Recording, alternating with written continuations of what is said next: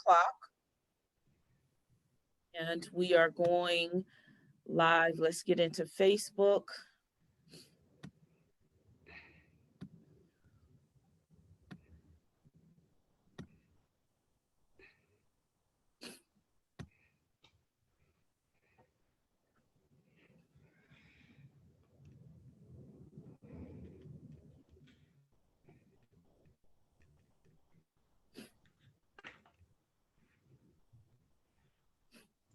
Nadella, did Sonia drop off?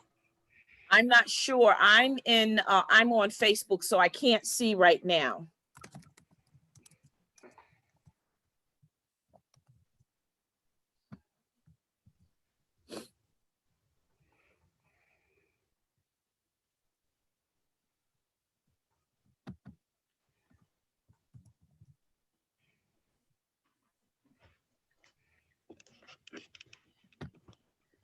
I know she said that she was going to have, that she has problems with her Wi-Fi because of where she lives at. And if she still lives in the area where I remember, Wi-Fi definitely is not good out there.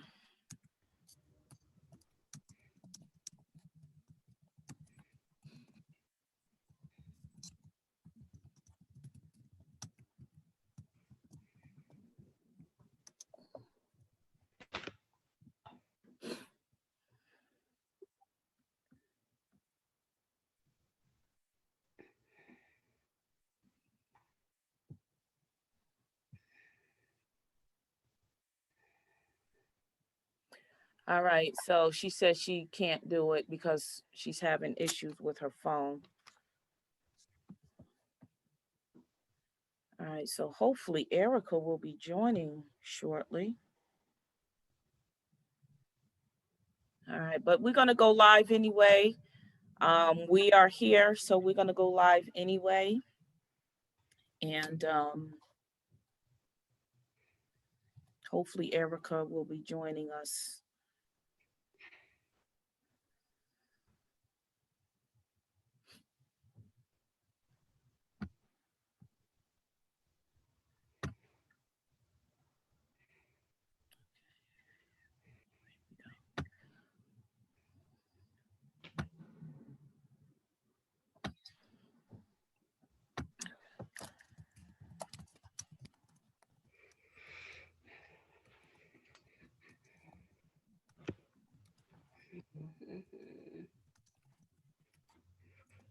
I'm just going to go off camera for a second and grab a cup of water. Okay, here comes Erica. Okay.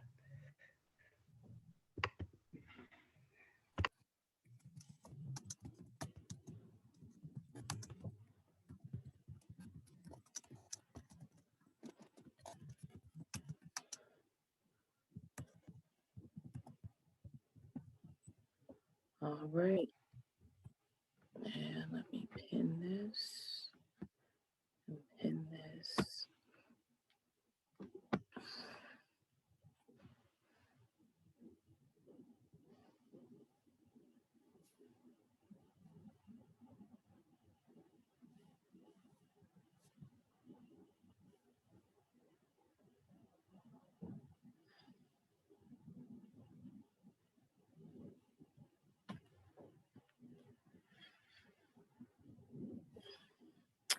All right, everyone. Let me start my Instagram. Good evening, everyone. This is your girl, Nodella Sakajuwea Jordan, coming forth with another intimate talk show with my partner. And we have two wonderful women tonight that are going to be our guest co-hosts. One of our guest co-hosts, unfortunately, she was having technical issues and she won't be able to be part of tonight's discussion.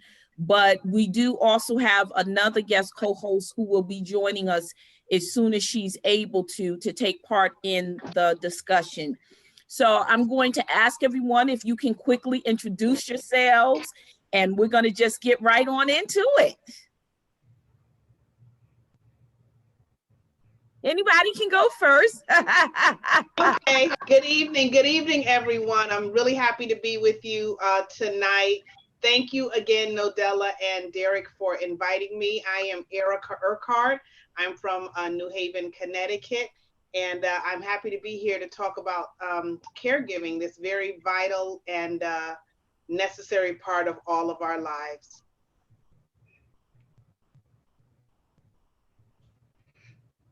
Lois? Good, good evening, everyone. My name is Lois Glenn Carter. I am a family mediator and advocate, and I am also a court-appointed guardian for incapacitated wards. Mm, And I wear a number of different hats, but for the focus of this discussion and talking about caregivers and elder care and caregiving for our community as a whole. I'm so happy to be here. Thank you. Right. And our final guest co-host is tuning in now.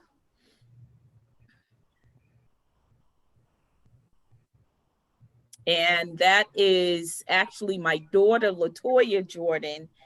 And I asked her, each of you, for those of y'all who tune in, you know that we don't just go and grab anybody to be part of our talk shows. We are very strategic and deliberate about who we ask. And the reason why my daughter also is being part of this talk show is because she does help attend to my deceased uncle's wife, widow, technically widow. And tonight's show, we want to talk about people care / caregivers. Erica, unfortunately, Prophet Erica, I was unable to tune in the other day. I was in the meeting at work. I was like, I wanted to get into the meeting, so into your presentation. And I, also would like for you to share, some of what you talked about as well, in that presentation. And I just thought that sure. it was a great idea that we were both doing a discussion on people care, caregivers, because what a lot of people don't realize, there are far more caregivers out there than Mhm. what we know. And many people probably don't even consider themselves a caregiver in that sense. Many of them just say, oh, well, this is my grandma. I just go and help, take care of her every now and then. I may go to the grocery store for her, or, with the older generation, many of them are not tech savvy, so they're not paying their bills online. So, we do the little different things that we do for our family members in helping them out. But whether we realize it or not, technically we are a caregiver. And it's not necessarily that you have to do it full time. Anything that you're doing to take care of that person, to better their life, you are technically a caregiver. Would everyone agree with that? Yes. Yes. Yes. Yeah, there's several forms of caregiving. Okay, so Lois, do us a favor. So why don't you start out, and then Erica, if you can come back with her and just share with us the different types of caregivers that we have. And again, a lot of people may not consider themselves as caregivers, but hopefully after tonight, they will realize that they really are a caregiver. And it doesn't mean that anything necessarily has to change with what they're doing after hearing tonight's discussion about, what really is a caregiver, the different types of caregiver. We just want to help people to identify that they are a caregiver, but also there are resources out there for them. Yeah, certainly.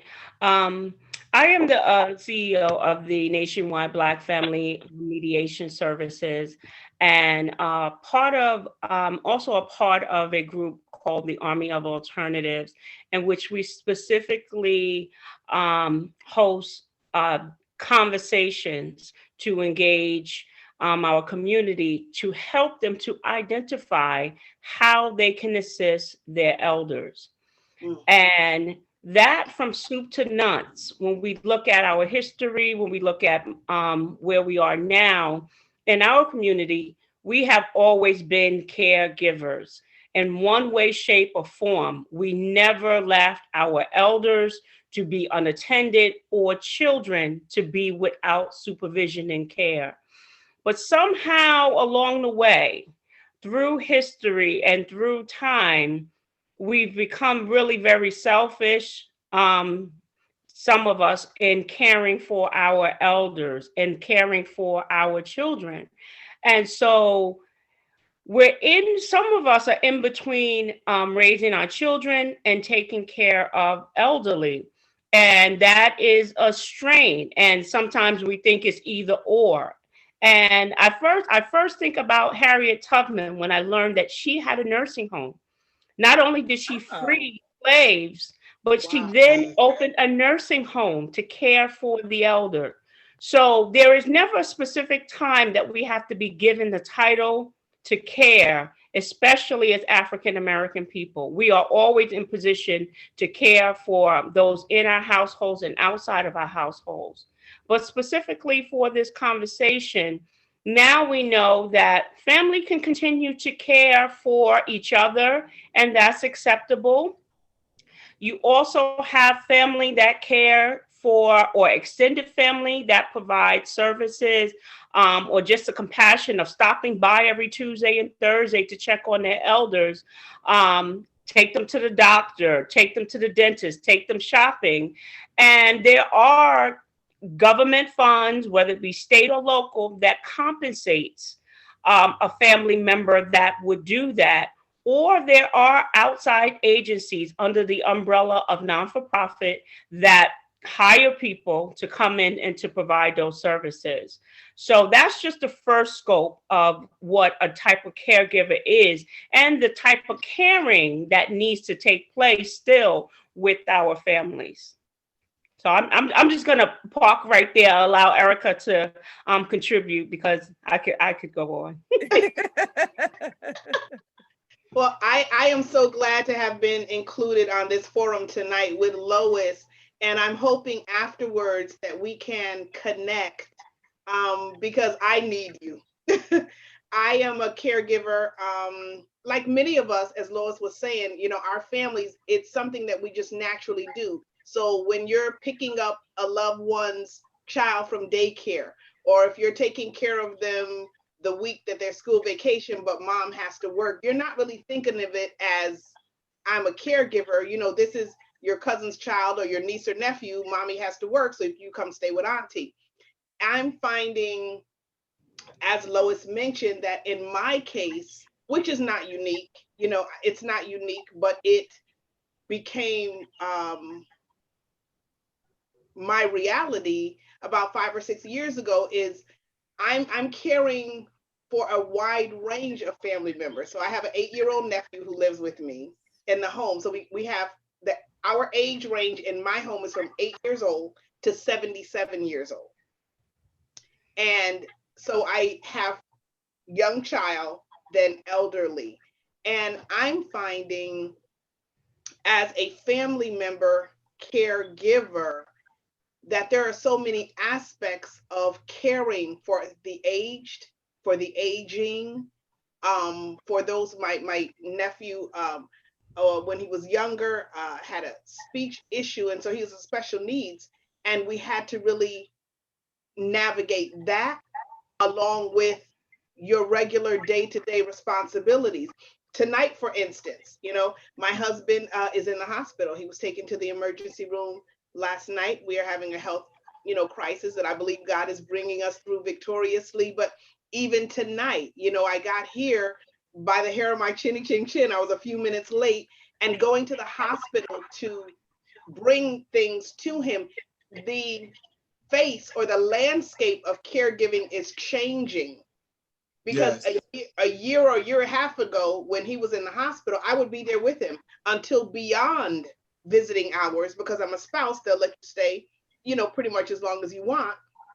Now I had to take his belongings to someone at a front desk, identify myself, do the COVID clearance questions, and hand over the personal belongings. I didn't get to see him. I didn't get to talk to him. I didn't get to ask anybody about him. It is heartbreaking. I left out of the building, and I'm, standing on the street for someone to pick me up, and I just wept, because I don't know how to care for him in this capacity. I think that Erica, in this situation, because this pandemic has put everybody pretty Mm-hmm. much in this situation where you Mm-hmm. really don't know, You don't. especially going in the hospital, you don't honestly know what's going on. No. And I will tell you, I experienced that with my mother Mm-hmm. when she had COVID and she wound up in the hospital and she left here in an ambulance. And, you know, we thinking that, okay, we can go up to the hospital. They're like, no, No. if you need to bring something, bring it to the front desk. They'll label it and they'll get it up there to her. But when Mm-hmm. you're so used to seeing people every day, it changes the whole dynamic of a lot of things.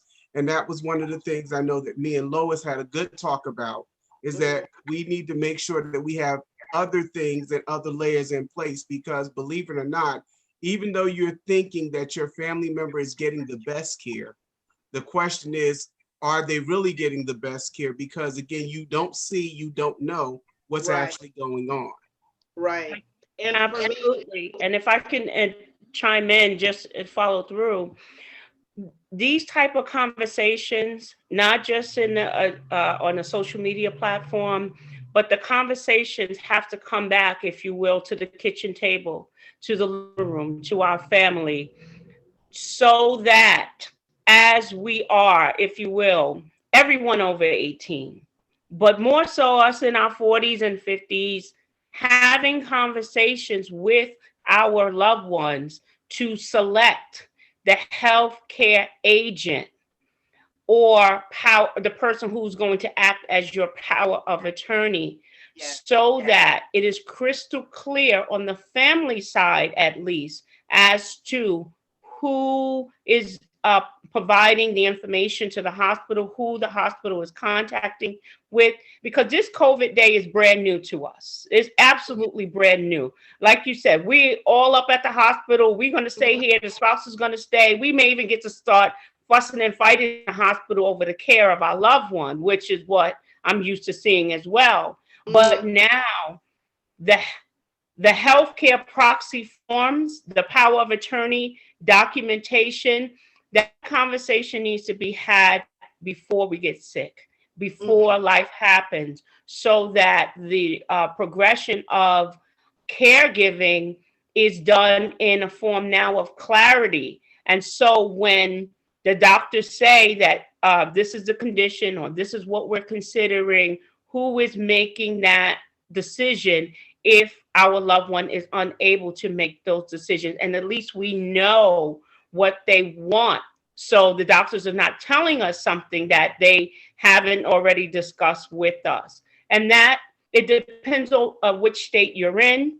It may be called a healthcare proxy form, a medical power of attorney, an advanced physician directive, and every state has one. And so that's something that we help people to identify, but first with the conversation, so that Erica, when you know, it's heartbreaking. I can understand when you said I wept, um, not being there, not knowing.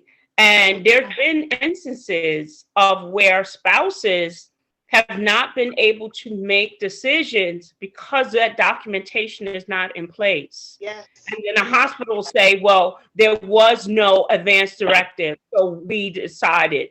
And you know, I have to say I've seen it. I've seen it in real life. I've seen it in articles printed. And so we encourage and we provide the resources and tools, not just saying here you are, but exactly to go over the documentation so you can have an idea before that occurs. I'm sorry. Go ahead. No, go ahead, Erica. I was going to say, you know, I'm so appreciative of the resource that Lois is, and again, this platform, because tonight, as I was thinking about, you know, getting back home and getting here on time and, you know, being able to be on the program and share, I also began to think about how my perception of caregiving is evolving based on me now being middle age. So I'm the middle person in my home. And I have the elderly on one end, and I have the very young on the other end, and they all have multi-dimensional needs. And so it's also forcing a area that I had always been hesitant to talk about with my husband, but he forced the issue. I have to say that about him. My husband is 73, and he's a very practical man, and he forced the issue. Things like adequate life insurance, and making sure at the end of the day, should something happen, God forbid, what I want. Do I want resuscitative measures in place, and what do I want my quality of life to be at the end of life? These were conversations. We've been married for 15 years, so 5, 10, 12 years in, I didn't want to have, but I have family members who I also ended up becoming caregivers for, with debilitating illnesses, degenerative illnesses. My husband has prostate cancer. So, along with a debilitating back issue, he's dealing with that. Becoming knowledgeable about resources like Lois, who can help me not only care for him as effectively as I need to, but on the flip side of that, have measures in place that help me care for me while I'm caring for him. Yes. Yes. And so Erica, with that being said, and I'm glad you said that you had age differences. So even with children, for instance, a lot of people think that, oh, I'll just let this family member take them or that family member take them, and not realizing that that family member, unless it's a biological parent, don't really have much authority. So they'll take them to the hospital.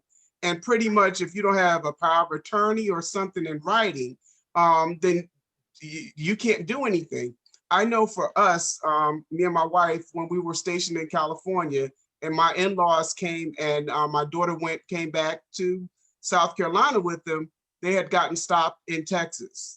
So the first thing that the Texas police asked them, did they have a power of attorney or something in writing notarizing, authorizing them to take my daughter with them? And so it opened up a conversation. Yes. That we had to learn that we had to have a notarized letter in place for your child to even leave the state. And people thought that, oh, well, I'm sending them with grandma, grandpa, whatever. But now, because of the high potency of people stealing kids and snatching kids, they're asking for these type of documents. Mm-hmm. Yes, and life is law. Yeah. The life that we live contains so many different laws, and we don't become aware of them until we're confronted with an issue. And then at that time, oftentimes we're not asserting our rights or knowing what the law says specifically to us. And so by just simple way of disclaimer, no, I'm not an attorney, but I do provide resources and tools for accessible legal services so that you can understand what legal fractions may take place if you don't inquire to find out what your rights are in a specific situation. And so even as Erica has indicated, her husband was willing to have the conversation about his end of life measures. And that speaks to a living will. What is it? To my family, to my friends, to my lawyers, what is it that you want? And the flip side of it is that when you don't have that in place and you have, let's say, a spouse and adult children, and the adult children want their parents to live forever, meanwhile, the spouses have had the conversation without documentation. And there you have a new spouse and adult children really showing their behinds on the 5th floor at the hospital as it used to be. But now we're not in a hospital. So now we're having those discussions in COVID world, this one against that one. And then the hospital has to take a stand. They have to take a position, and they will file the appropriate legal documentation to say that there was nothing in place. Mm-hmm. And ask the court to make a decision. So your loved one is in the midst of a legal battle and life hanging because the family didn't have the conversation to say, my wife is my healthcare proxy, my medical power of attorney, and perhaps maybe one of the children are the financial power of attorney. Whatever is specific for your family, you will have had that conversation. And so what I help assist families with is having that conversation, as ugly as it may get, but as loving as it is, in the privacy of their space and keeping it out of the court. Because I've seen it happen. I've had clients, sisters and brothers, refusing to understand that if they don't come to an agreement, the hospital is going to respond. And sure enough, the hospital responded with a petition for guardianship.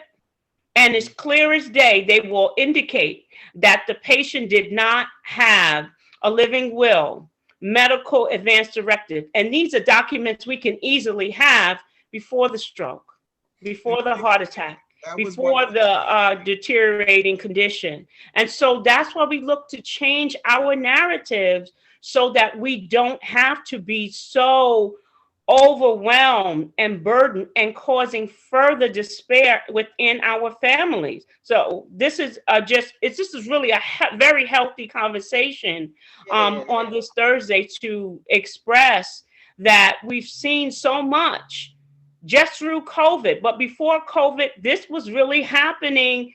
And everybody probably can tell a story of my cousin and them, or this one sister was doing X, Y, and Z. And the hospitals used to be a battleground for families because everybody wanted to make decisions. But there's documentation that clarifies over the chaos, that brings peace instead of panic. And so when we assist and when we talk to families, we let them know healthcare proxy, living will, a financial power of attorney, because the burden doesn't have to always be on one person. Mm-hmm. You can divide responsibilities. Right. And that's where families think that it has to be all of one. Oh, well, my sister's doing it all. But what is your responsibility as a brother? Maybe you do need to manage the finances while your sister is literally taking care of your mother. Yes. Or the adult children. What is their responsibility? So I think that, Lois, me and you had a conversation about a client that I had. And the client's mom was elderly. They were financially good. And what happened is the mom wound up having a stroke. And from this, the mom has been actually in a medically induced coma for over 4 years. Oh my God. She's not coming back, as they know. However, because the brothers and sisters could not come to an agreement, they went to court, and the court made the decision to make somebody else a guardian. In the process of all of that, the mom pretty much lost everything she had, houses and everything else, because if they had that conversation beforehand, they would have known what would have happened with the house or who would get the house. So, because the financial part of this is that the mom is no longer in the hospital. She's in a nursing home in an induced coma that she's been in for years.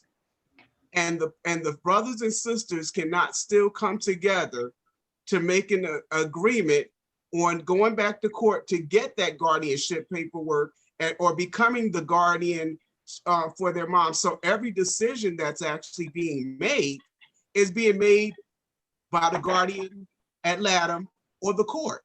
So, and really the family has no involvement or can make no decisions on behalf of their mother. And it's sad because we don't, as African Americans, a lot of us don't do anything until we get in a situation, and then we panic, but it's too late.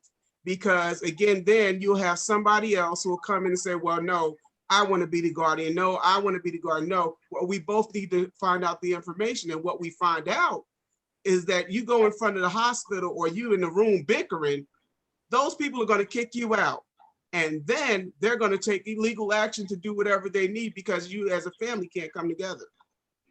And don't think they're not noting your lack of cooperation, because I've seen that in the court documents as well. And so when we talk about wealth and we talk about losing wealth, and of course when someone is sick, you're not thinking about the wealth, you're not thinking about we lost a house. But here's the reality: once the dust settles, is that we can't afford to lose wealth. We can't afford to have the nursing home and the not-for-profit and the state put a lien on our property because mama is being taken care of because of our fighting. It's just something that we don't even realize is happening. And because we don't see the tangible of the wealth being extracted from us, we just don't have an idea. But this is what is actually happening when we don't put our affairs in order, and we say it. And so, you know what? It's biblically, when we look at King Hezekiah, and God extended to him the extended measures of life, but he was to put his affairs in order, his house in order. And so, to all of us, it is for us to put our houses in order.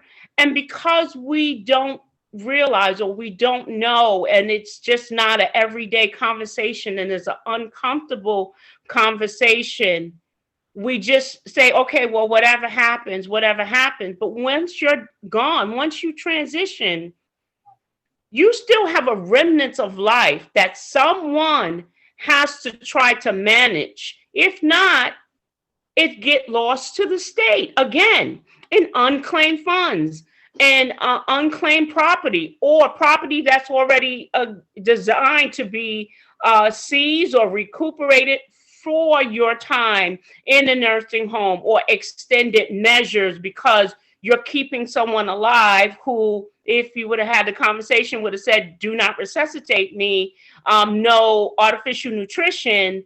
And that would have been a clear answer and a clear conscience, because no one wants to be the one who pulls the plug on someone. But if that's what they wanted, that's what they express, then you have to live with that peace and that clarity.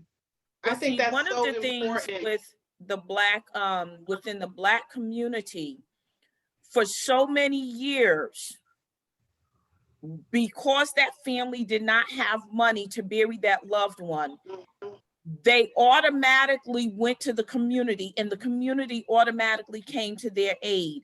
And in other instances, the church may have came to their aid, but overall, that entire community came to their aid. And I think that so many have taken that for granted, saying, well, because they helped when my grandmama passed, so they'll help me when my mama passed. That's not really our responsibility. We come to the aid out of compassion.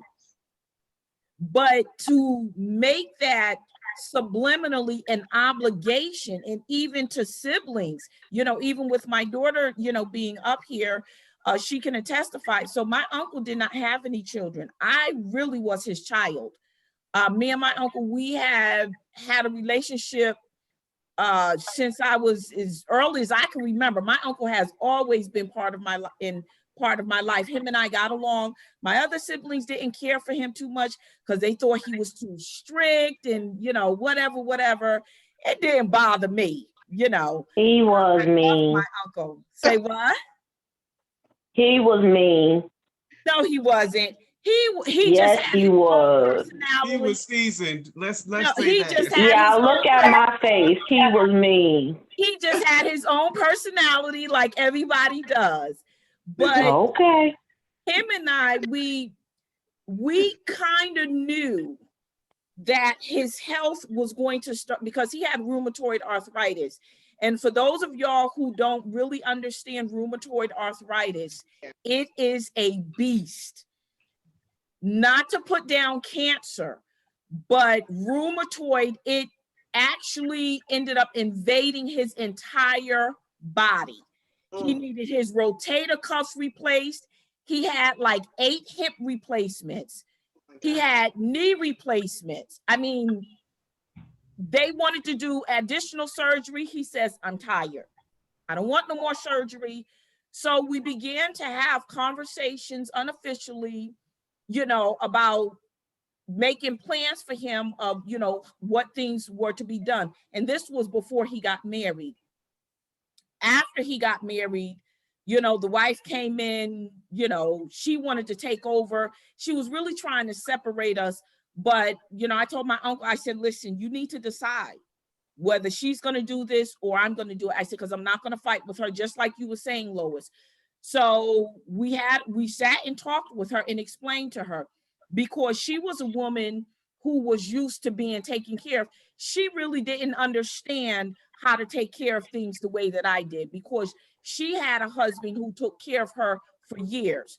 And so, I talked to my uncle. I'm like, her English isn't really strong. So for her to take over, I'm like, it would have been disastrous. And he would have came to me. And I said, I'm not gonna try to resurrect the Titanic. So this is how we're gonna do it. So I would include her, and I would let her know this is what we're doing.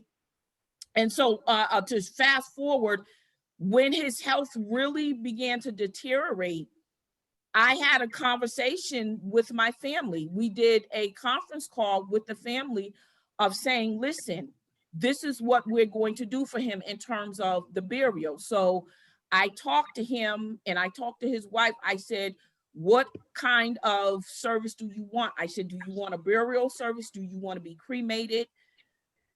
I said, because we need to begin to prepare, because he was not in a financial state to do anything, because he was on disability, and he had been on disability for many years. So I was able to get my siblings together and some of my nieces, and we said, okay, we'll cover the expenses for when that time comes. And so we just began to, just prepare, because his health was deteriorating. And it finally came to a point where, going back to, I never identified myself as being his official caregiver, because again, you're like, well, this is family. That's what you do. But I think it's key that we identify we are a caregiver because of the resources that is available that we may need. And even like Prophet Erica was saying, is that we get so caught up in taking care of that loved one that we neglect ourselves. And then who's going to take care of us? And so even though he's gone, but this will help me, hopefully not in the future, but if it's needed, again, having this conversation. And so my daughter and we ended up being the major caregivers. I have a baby sister who I ended up getting after all of them. I said, listen, y'all need to pitch in. So we ended up getting some relief, but ultimately it still ended up just being me and my daughter many times who was taking care of him when he went into the convalescent home because of some infection he had. My daughter was up there. Now, my daughter has 3 children. Now, mind you, they're not babies, but still she had 3 school-age children. And so, even with what you were sharing, Prophet Erica, that, you have multi-generations in your house. So with my daughters, her, and then with the children. And so she would call me from the convalescent home or the rehabilitation center saying, hey, Mom, this is what's going on. And I started recording the conversation. But again, this thing had basically took on a life of its own. My daughter can tell you, I was up there every other weekend. I had just bought a brand new car and I put 5,000 miles on my car in less than 3 months. Wow. Because I was running back and forth. I burnt up all my vacation time, my personal time, but it was critical that I do that because he would not really trust anybody. And I had to really talk to him even about my daughter, because I definitely trust my daughter with my life. I trust my daughter with my finances. And I had to finally convince him, listen, Uncle Garfield, I'm not there anymore. So you have got to allow somebody else to assist me when I'm unable to get there.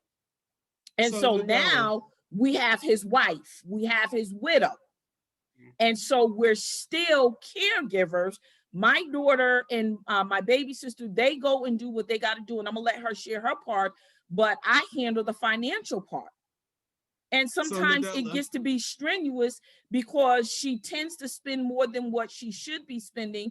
So it's like, okay, we got to cover these bills. So Nadella, so one of the things that that I need to bring up, because I'm listening to this, but even the caregiver themselves need a backup plan.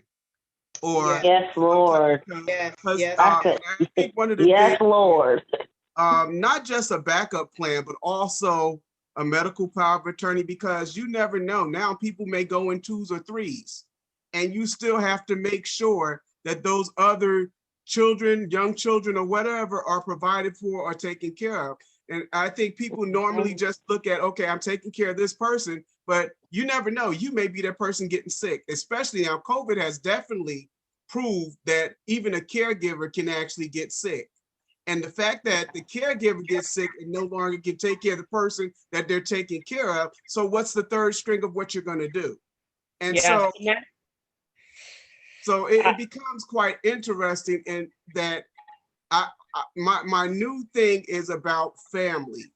Make sure that you know who you can trust family-wise to take care of an additional responsibility, because it is additional responsibility, but make sure that you're not doing it grudgingly. You're doing it because you want to do it.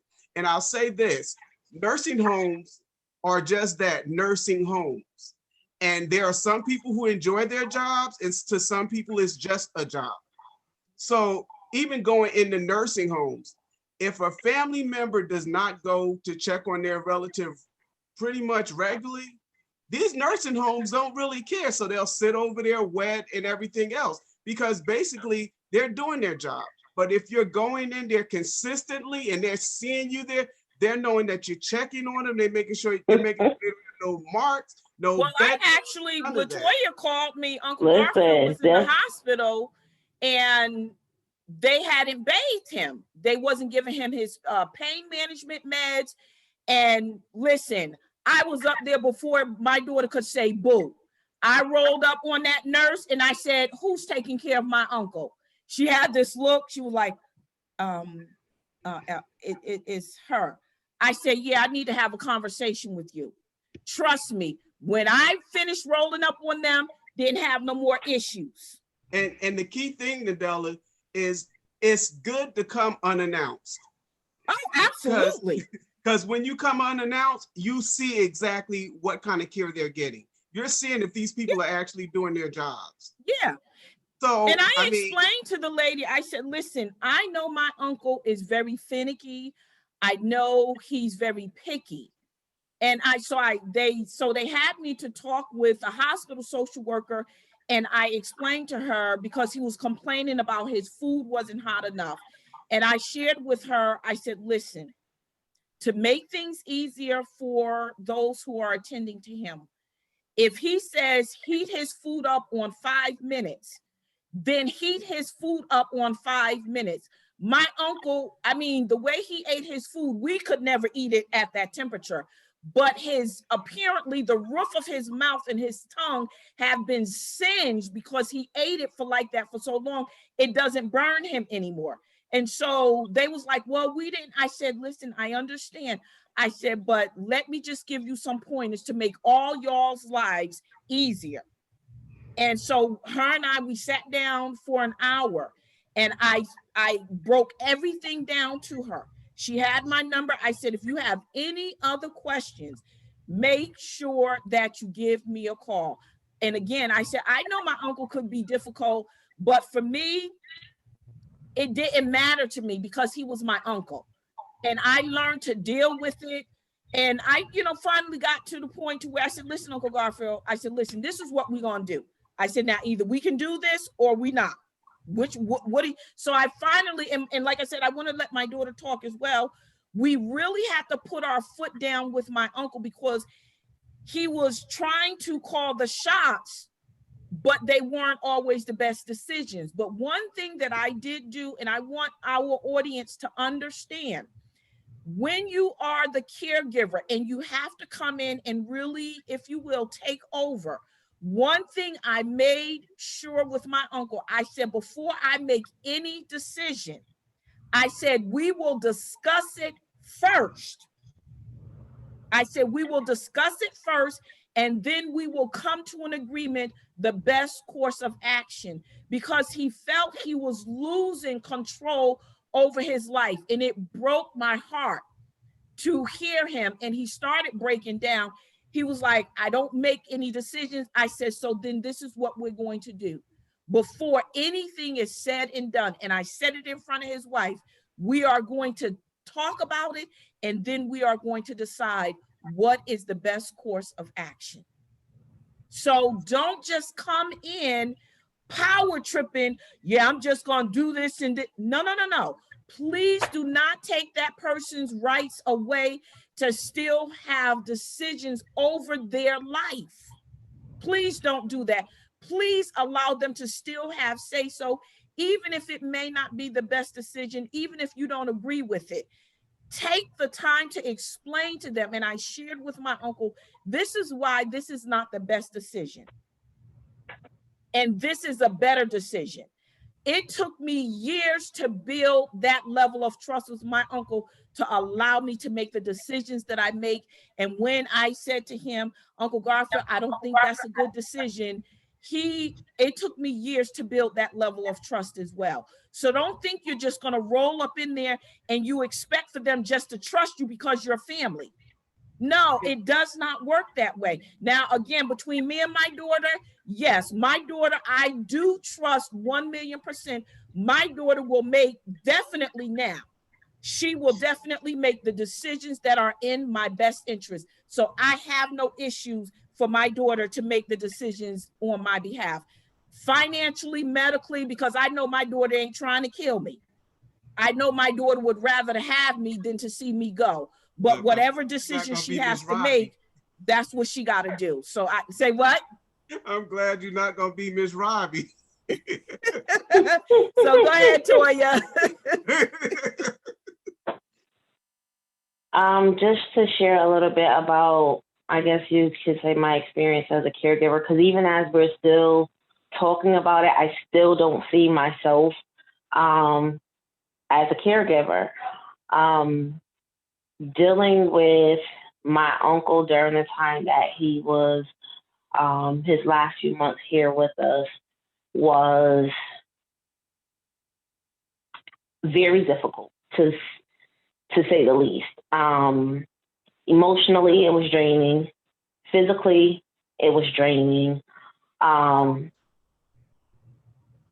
There were times where I'm at work and he'd call, they're not doing this, they're not doing that. I can honestly say I probably left work at least 3 to 4 times a week.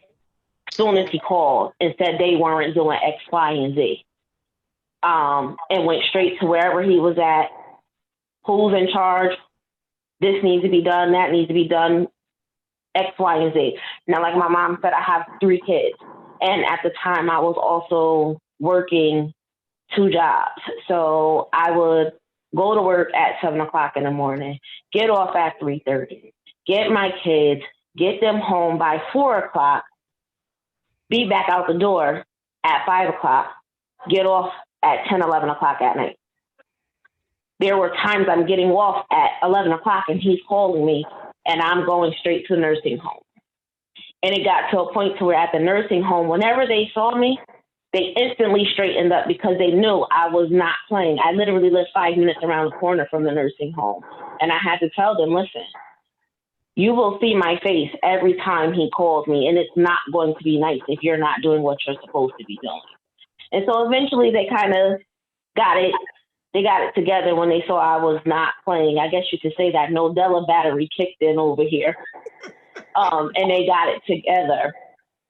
But it was just, for me in that moment, I wish I would have had emotional support. Having other family members around that's not helping to pick up the weight, just like it drove me crazy.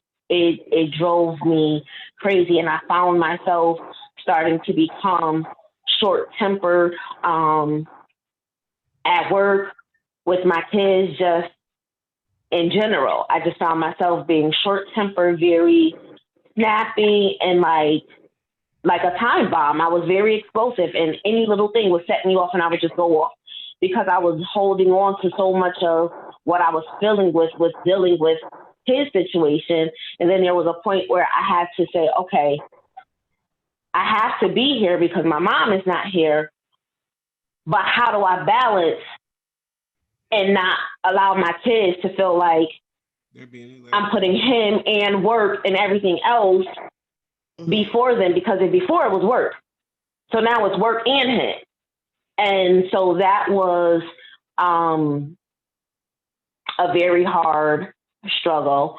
Mentally, I was prepared initially for him to transition, but when it happened, it was like my heart was ripped out. I still get emotional.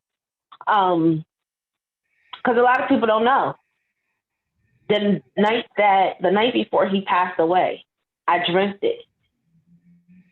And I got up that morning and I said, okay, my supervisor was on me about constantly leaving work. So I'm like, okay, let me just run in for a couple hours and then I'll shoot out. I had already let her know, I think this is it.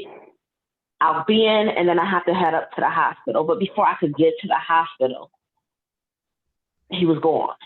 Mm. So emotional attachments and emotional burnout. And I think that as a caregiver, we do get emotionally burned out. And people don't realize that, especially when you have other siblings or other family members. They'll give you the pat on the back, but they won't give you the help. Oh, no, they wasn't giving no pat on the back either. No, but what I'm saying is they say, oh, well, you're doing a good job. And when you talk to them, no, you know what? It was all about, what happened with us is that it was all about credit. Who was going to get the credit for taking care of him? But what it boiled down to, and I don't want any credit, because the truth of the matter is even my extended family, when he did pass, they were sending me text messages saying, I'm sorry about Uncle Garfield. And they explained the reason why they were sending me the text message, because they said I was like his daughter. And again, if y'all listened to our conversation and saw how we interacted, and again, this isn't a relationship that just developed. We're talking about from the time that I was a little girl, when we would go to New York, my uncle would come and scoop me and my sisters up and take us out for the day. So this wasn't a relationship that just formed. I always loved my Uncle Garfield. And again, even when he moved to Connecticut, we just still maintained that bond. And so it was about, well, who was going to get credit for doing whatever. And I'm like, what? And see, but yet the doctors was calling me and my daughter. And see, that's the thing. A lot of people wait till the last minute or the end of something to do something because they want credit. Yes. They haven't been there the whole time, but they want at least somebody to say, well, I did this or I did that. And really, they didn't do anything. And it's hard because the person that's actually doing the work is going through burnout, but they do it out of love because they continue to do it. And people don't understand. You become short fused. You become on edge. And then, like you said, Toya, you still got a job that you got to still do. So imagine that if you are in front of customers or in customer service, you're touchy, you're on edge, and your supervisor's coming to you, because don't think that people are not going to complain, because they will. But the thing is that as a caregiver, we need to also look for outlets, because I think the one thing that we suffer from is we become mighty men or mighty women, and we forget that we still need self-care for ourselves, or we forget that, you know, that we're stressing too. Just because you take care of family member or something's going on, don't think you're going to stress, because if something else happens in the process of that, now you got something else on your back that you got to deal with. And the thing is that there are so many outlets that we don't even utilize. And it's not always just family members, because family members talk a good game. But when it's time to actually put in the work, they don't do it. It's because they can't stomach it. They can't take it. They can't do it. They're weak. And so it's always, the responsibility seems to always go to the stronger person, because they feel that that person can do it. And so I think the emotional burnout part is people don't realize how much a caregiver actually emotionally, because not only are you burned out, but you're emotionally attached to the situation. So when you're emotionally attached to the situation, now you become more involved because you don't want nothing to happen on your watch. And so if something does happen on your watch, now you become more vigilant, because now you're going to, in your mind is that now you did everything, but everybody coming and questioning you what happened. So and that can further erode the trust in the family. Part of the narrative in which we hold to sometimes is that we all don't have a responsibility in this, and whereas we do, we are becoming far removed from being a village, from being a family, and sharing what it is that the responsibilities of caring for our elderly. You know, for instance, we take a look at a mother with maybe 4 children, 5 children. She's in the kitchen making breakfast. This one's eating cereal. This one's eating this. This one, she's managing everything for the 4 of them. And then life progresses, and she's the one that needs assistance or help. And the 4 of them can figure out how to feed mama during the week, or how to take care of her. So one, we have to realize that we have just as much of a responsibility for our elderly and our loved ones, whether it be our aunties or our moms, our dad, or our elder cousins. We still would want to put the faith caring on and have that and be the caring for our loved one. We have become so far removed from being a family, from being a village that really helps. Because never in our existence, going back 100, 150 years, that did not exist. We didn't throw away our elderly. We made sure that those that were elder were taken care of. And now here we are, and we don't have to go visit them if we don't want to. We don't have to know what's happening with them. And so many things we touched upon, and you had mentioned, Nadella, about the church and its role and its responsibility. It is of my opinion that the church still has a level of responsibility in helping and assisting families to continue to identify and work through these scenarios. Because the church is an organization of religion, which take care of the widow and the children. And so helping out, having these discussions within the, if you will, the walls or the church building, to identify with families, how are we going to do this? And because we have a motherboard, right? And most of our churches have motherboards and deacon boards, and we see them age. And then it's like, oh, did you hear what happened with mother? And never the conversation on what really could have happened with mother.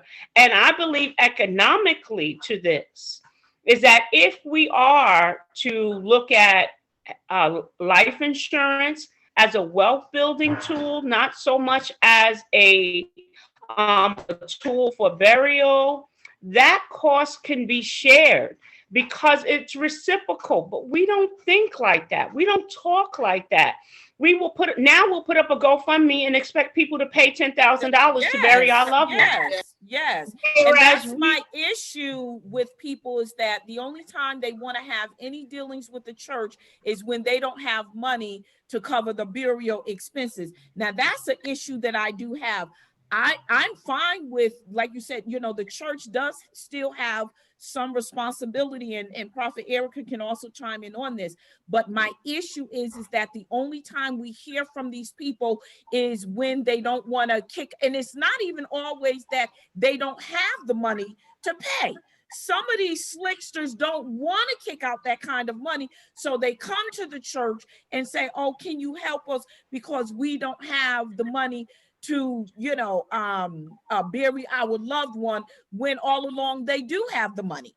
They just don't want to cough up the money. And I don't like the church being used in that manner, because again, when you look down at their feet, you got on $200, $300 pair of Jordans. Excuse me, you should have took 280 of that and set it aside.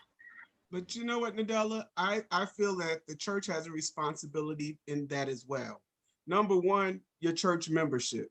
See, people only come We're to talking church. about non-members. We're talking about non-members. And to me, your job is not to pay their burial expenses. Let's be honest. Your job within the church is for spiritual guidance. It is. And what people have failed to realize is that they've made the church an organization that donations. Yes. So when somebody's going through hard times, instead of them giving them spiritual guidance on how to get up out of the situation, yes, we contribute to the situation. So yep. So somebody comes and says, "Okay, I'm homeless. I don't have any money."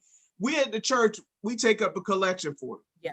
But these people could be taking the money and using it on drugs, and we don't follow up on anything. Let's be honest. The church has gotten away from following up to making sure that that person is all right. Yes. Number two, non-members need to become a member. So you need to go out and see how these people actually live before you contribute to a GoFundMe, because really that's what the church contributing to, a GoFundMe. And what the church has failed to do, and this is why I say the responsibility of the church. If the church was out in the communities like they're supposed to be, they would see the people who really need help. And let's be honest, but the church has gotten so slack that they don't even go out and do missionary work anymore. Barely. And so that is where I have the issue with the church. I have an issue with the individuals, but my more so issue is with the church, because the church cannot build on something if they keep giving something out and not getting a investment or a return in it. So if I remember growing up in the church, and when people needed spiritual guidance, and the pastor would say, "Okay, well, I can't talk to you right now," but they made time for it. Then they would take you home to see what kind of environment you're living in. So if you had children, they knew what you needed. But now the church don't know what people need, because they don't even go to see what they need. They believe everything that people tell you. And the bad part about it is the devil comes to the church knowing what he can get out the church. So one of the questions that I have that we tapped into a little bit, and Prophet Erica started talking about, is the role of all caregivers the same? And I know you, Prophet Erica, you were saying that you're learning that you actually have multiple roles as a caregiver, correct? Yes, I do. And what Derek was just saying, and what everyone has tapped in on a little bit, even in the role of the church. As a minister, I'm also a caregiver spiritually. And so the role of the church is multidimensional, but we do not control people's lives. So each of us is the church. We collectively are the church. Yes. There's no one entity, that I can go to and point the finger, that's the church. No, we are the church. Yes. And what we do collectively as well as individually is what comprises the conduct of the church. And we are, as ministers, we're responsible for definitely instructing and teaching and explaining and articulating the word of God, so that people understand, as families, the Lord expects you to be responsible. and take care of your family. It is not the responsibility of the church to manage your life. Just like your pastor can't or should not be telling you when to go on vacation and what kind of house to buy and whether or not you can start your own business. It's not the church's job to bury people. Now, they can do that. And like the Bible tells us, we are to love our neighbor as ourselves. So yes, we do come together in times of need and in times of calamity and in times of devastation, and we contribute and we share, just like in the Bible, in the book of Acts, the people came and they gave of their belongings so that they did all things in common, meaning they made sure that everyone was provided for. Yes, Old But it Testament is too with very, Moses. Yes. but it is very unfair to put, the onus of that on the church, because the truth of the matter is the church is made up of individuals. Exactly. And each have our own individual responsibilities, and we make choices, some of them good, some of them bad. At the end of the day, even this platform tonight, this is part of a wonderful opportunity. I am the church, you are each, Bible believers, I believe you are parts of the church. It's our opportunity to share this information. And as the church, I can say, this is a level of education we need to embrace. We need to speak to the Loises. We need to have Nodella and Derek's create these platforms. We need to hear what Toya is saying about how her experience affected her relationship with her children, how she potentially could have almost lost her job. So now I'm giving my heart, my all to someone I love dearly. I, want to be here for him. I want to minister to him in the way that I can. But at the end of the day, if I care for him completely, give him everything he needs, and then I lose my job and I can't care for my children, now as a caregiver, my loving you has hurt me. My loving you has created a dilemma that I may not be able to get out of without assistance. And I don't know what that assistance, necessarily looks like. I'm sorry, my screen is going crazy here. I don't know what that assistance necessarily looks like without Lois or without, let's say, Erica. I'm here. I'm not sure if it's my reception, but it was going in and out. Yeah, my screen went crazy too. And so part of our evolving roles as caregivers, it goes beyond the fact that, which was very painful for me, was, okay, I have an uncle in my life as well. So growing up, he took care of me. Now I'm seeing him need me in ways I never imagined. Or when I got married, I figured, okay, my husband and I will, grow old together.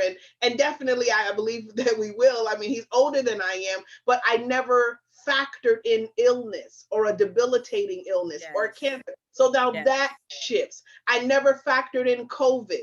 I never factored in the loss of massive amounts of jobs in this economy, which also creates a subliminal stress in our lives. It's palpable in the atmosphere of people who are afraid. So even previously, there may have been so many resources available in the church. Well, now you have people who are not working. So they're not giving, they're not tithing, they're not giving offerings, they're not donating. You have all of these charitable organizations that were once havens for people in need. They're going lacking because of our economy. People are not able to give. So caregiving, the subject of caregiving, I believe the conversations about it needs to expand in multi-dimensional ways, and it needs to go beyond who's going to take care of mommy next Tuesday, or going to take care of, uncle, next Thursday. It needs to go into education. It needs to go into speaking to our generations, talking to our children about what to expect. It needs to go into healthcare. It needs to go into financial planning. It needs to go into education about the dysfunction in families. So we need to start talking about therapy, because one thing caregiving did for my family, and this is a whole nother conversation, it exposed some levels of dysfunction Yes. That's there. So now you need my help, but you don't even speak to me.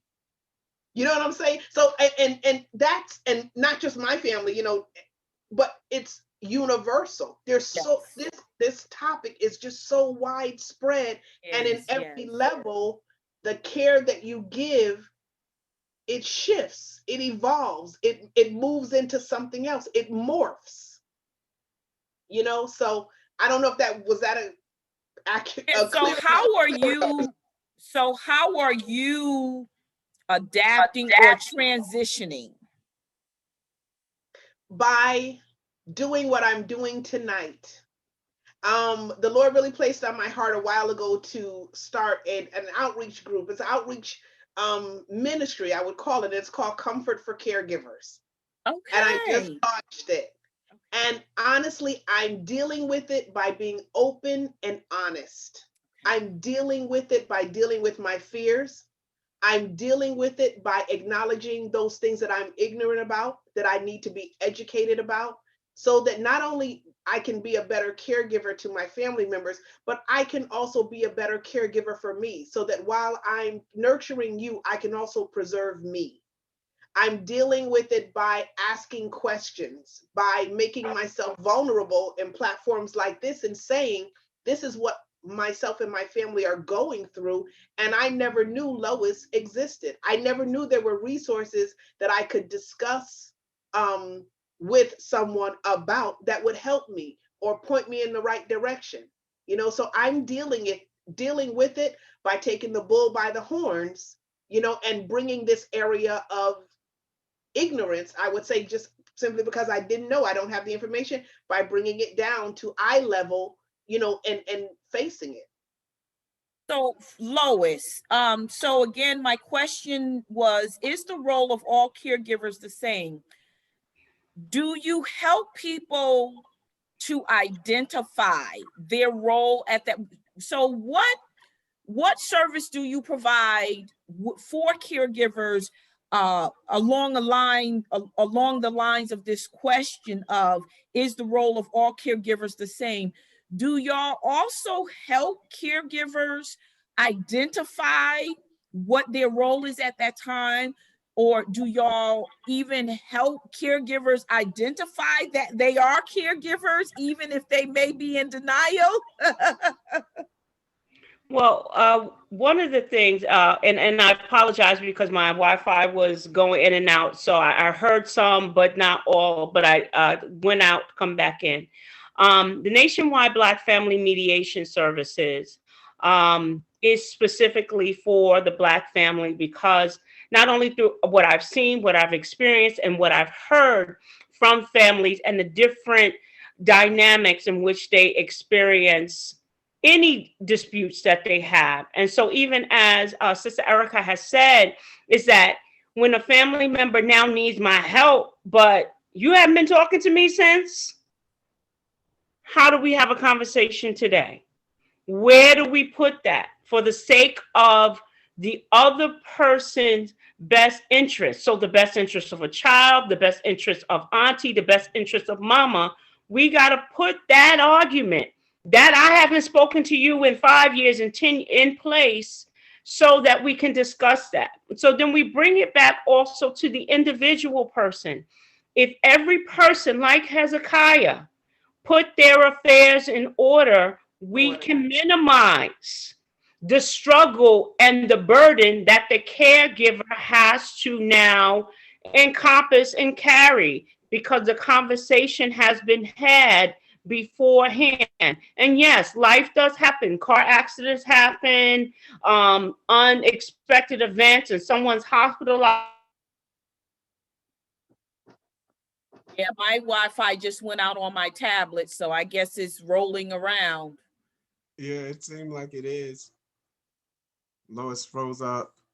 So while she reconnects, I want to read Kia's one of her comments. She That says, completely. "Okay, Go ahead, Did I hello, Lois. freeze that Yeah, completely? you froze up. yes, Okay, so it goes back to the individual, because that's where unity starts. It starts with our house, and then it starts to the community. So when we take a look at what I'm going to say what God wants, what society wants, is that things would be done in decency and in order.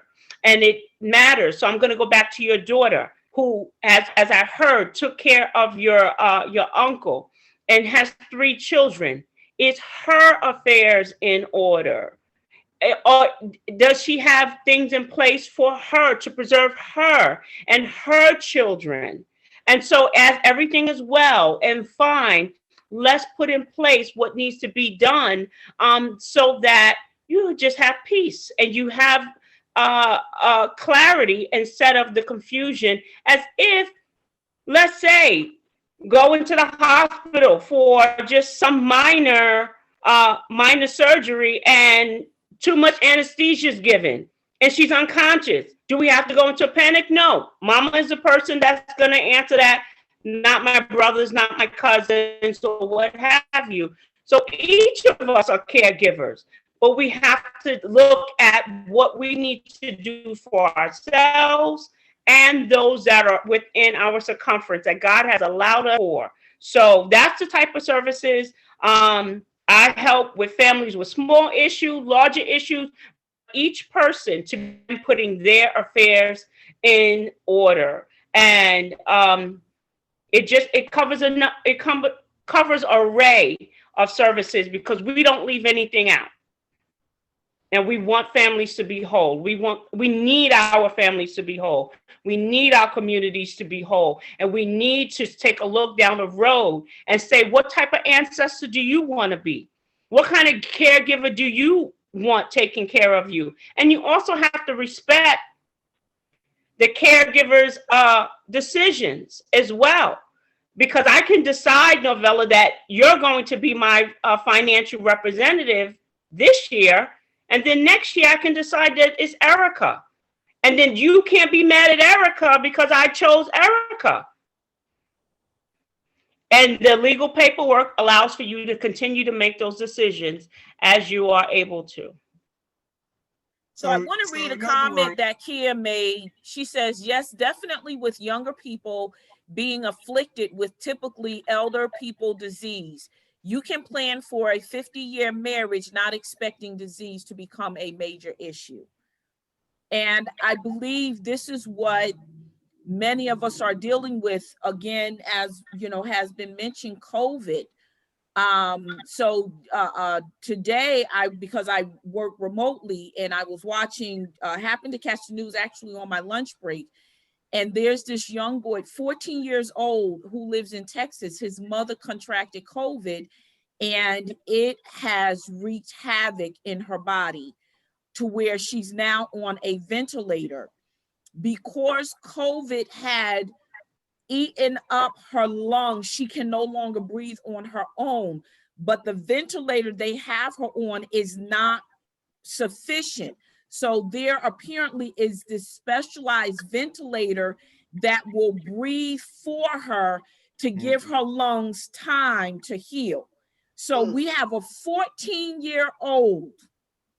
So what this 14-year-old did is he didn't go and just start a GoFundMe page. He wrote a letter to the governor of Texas and said, basically, listen, I need your help. I can't do this. I need your help. My mother, where the machine was available, it was going to cost somewhere between, I think it was like $5,000 and $10,000 because she had to be flown by a helicopter. Well, your average insurance is not going to cover that kind of expense.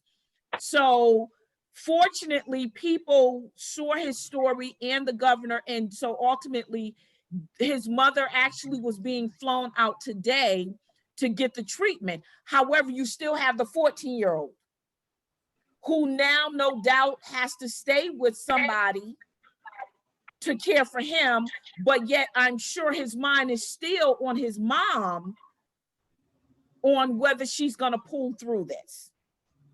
So going back to what you were saying, Erica, and even Lois, in terms of even once we get our loved one to a healthy place, or in a safe place, if you will, in terms of where they're getting the care, mentally our mind don't shut off. Oh, well, they're over there, so I can just take a break. No, because now you're like, they're over there, and now our thoughts has changed. So are they being cared for properly? Well, then the other thing too is that we forget that we still got to care for ourselves in the process of it. Right. And that's the Right. thing. And that's the thing. We're so stuck on, making sure the other person's all right. But, during the course of what my brother went through, what I liked about some of my family members is even the ones that were not here, they called me and they said, well, we know everybody else, but are you all right? And see, and that's the thing, is that people need to start asking people when they're going through something, instead of wanting to know the situation, ask the person, are they all right? Because they, believe it or not, they're dealing with a lot. And a lot of times they're not all right. That 14-year-old, really, he's so busy with taking care of the situation with his mom, but now he's not thinking about, where am I going to stay? What family member I'm going to? These are things that we don't think about in the spare of the moment, because our main focus is to focus on the target right in front of us. And if that's my mom or my brother or my sister, I want to make sure they're taken care of first. In the process, I don't care what happened to me, but then after they're settled, now how do you take care of yourself? I think we also have to realize that the way we take care of each other is also a literal class and process that the generation behind us is watching. So the way that we nurture, or the way that we neglect ourselves, or the way that we care for our family members, or the way that we neglect them, it's a class and process. Some children most of the time don't do what we say, they do what we do. And I remember a few weeks ago, my nephew, he's 8 years old. I was in the kitchen. It was after breakfast, but he said to me, he calls me mommy. He said, mommy, why do you eat breakfast at 10 o'clock? and we already ate. But this is the part here that was just so shameful. Not only was I eating breakfast at 10 o'clock, I was eating what he left at 8 o'clock. Because by 10 o'clock, homeschool starts at 7:45.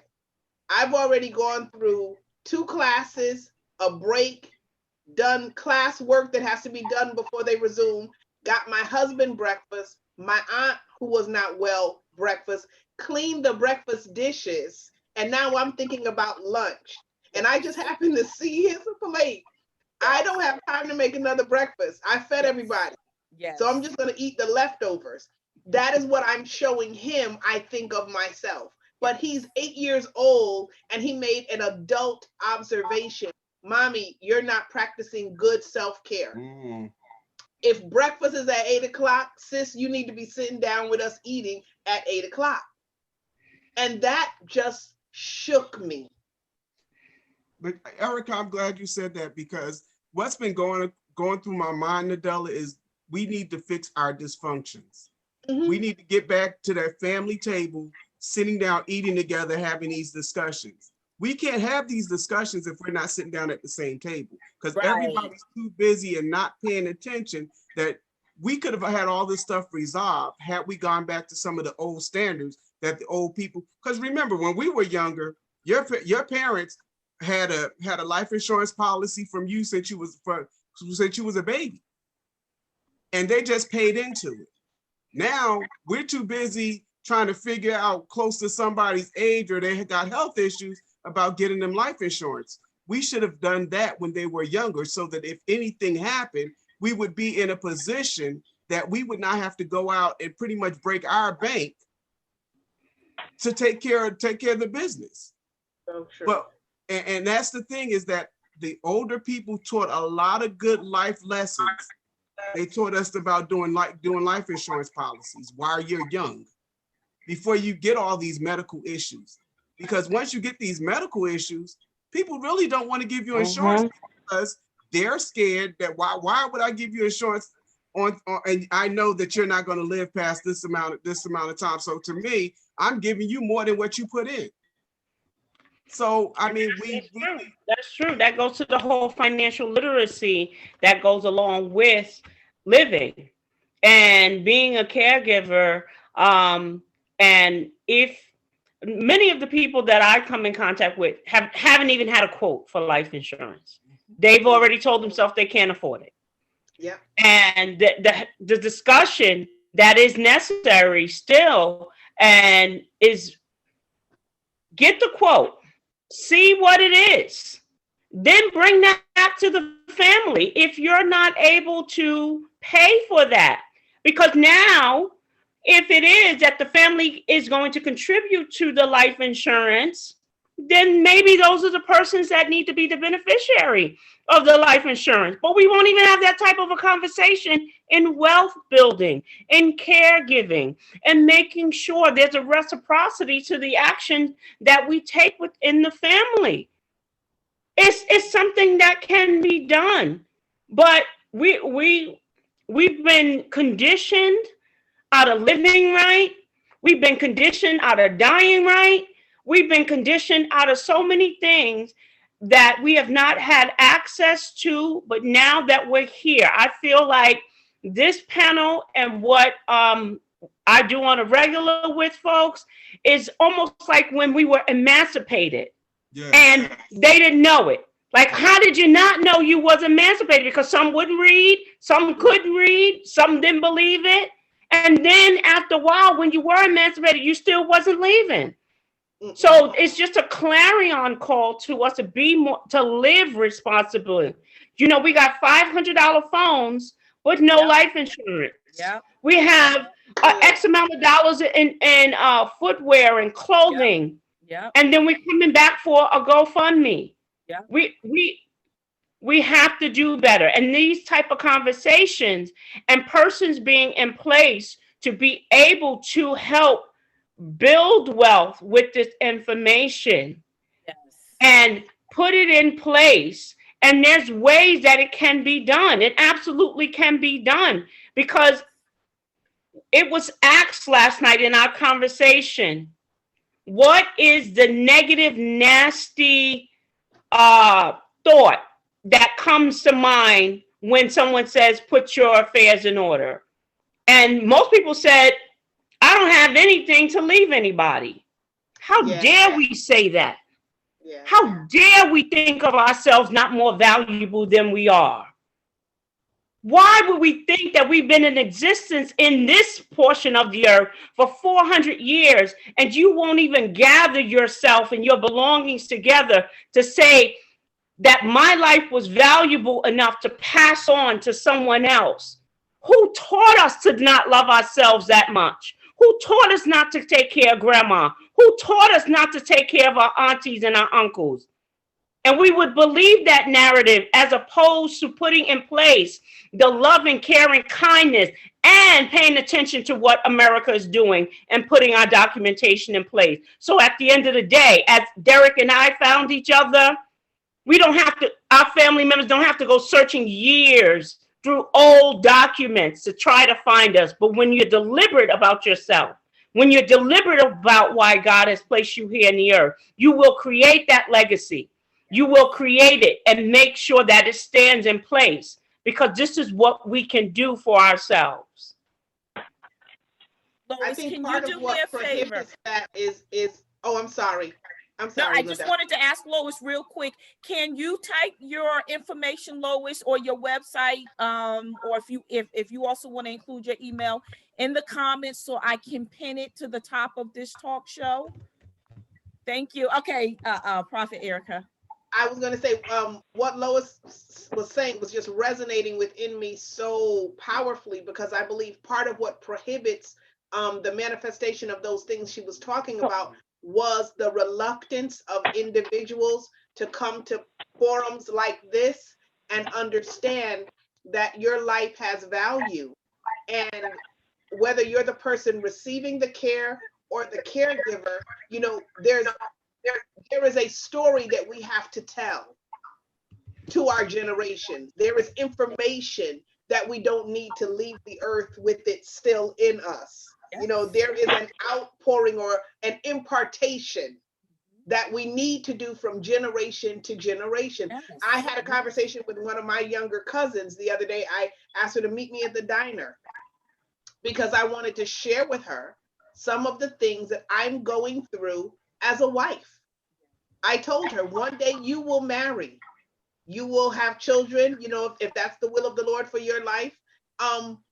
And you will have to understand that even as a caregiver, caregiving causes everything in your life to evolve. Yes. So illness causes the trajectory of a marriage to evolve.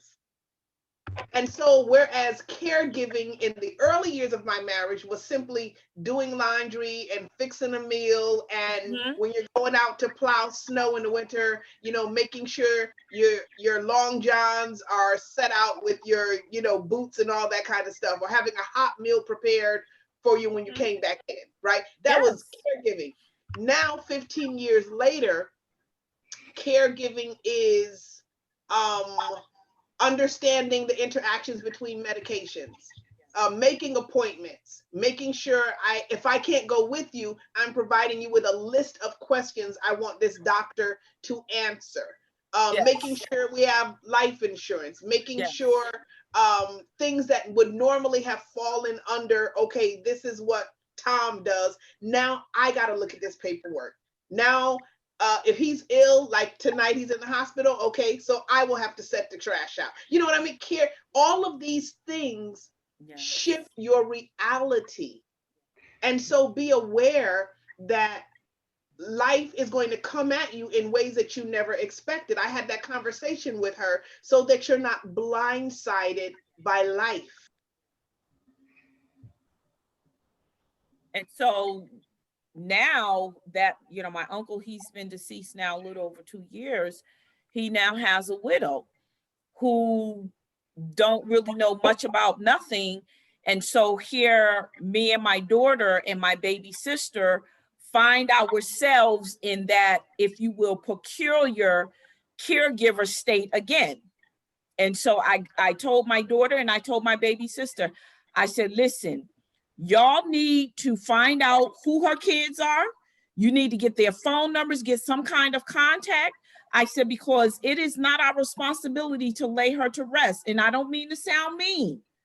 I said, but we, as much as we prepared for my uncle, we had to come out of our pockets.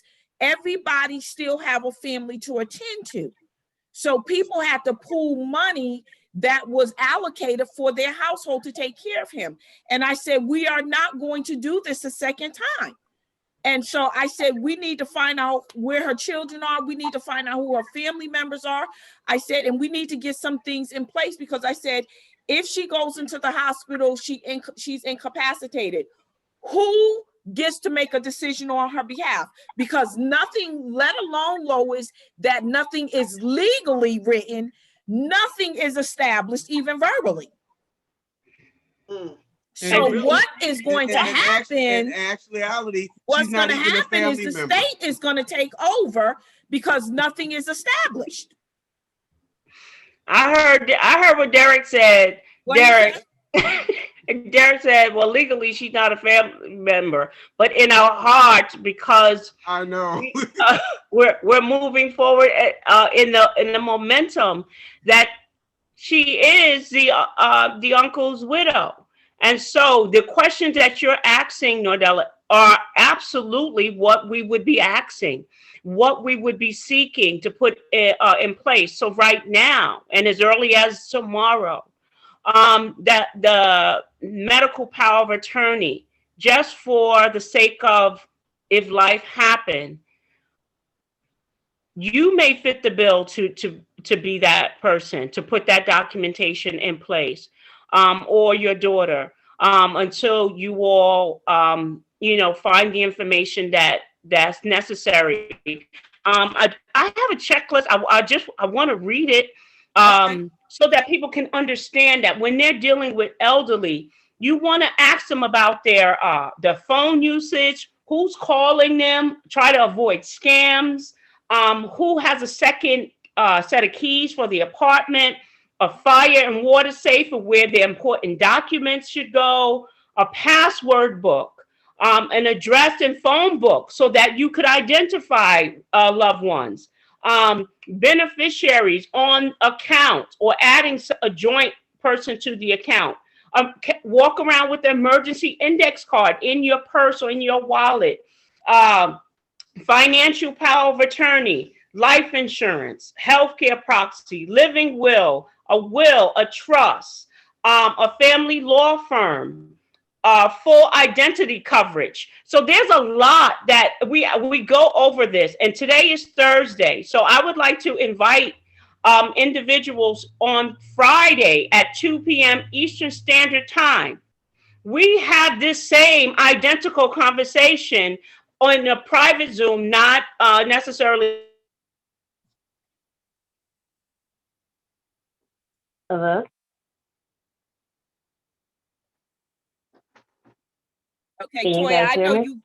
Yeah, I can hear you. We Oh, can hear you. okay. Go ahead. Did she just freeze out again? I froze out again. So Yes. what I was saying is that Okay. Fridays at 2 p.m. Eastern Standard Time, we have a Zoom called Elder Care.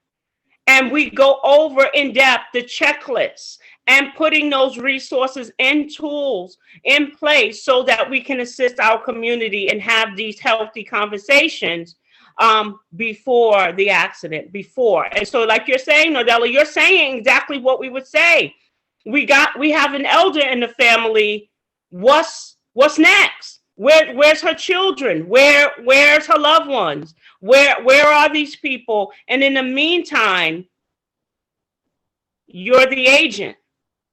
And when her family comes along and they want to take over the responsibility, or she gives them the responsibility, then it is. But Sister Jordan, I heard you say they not.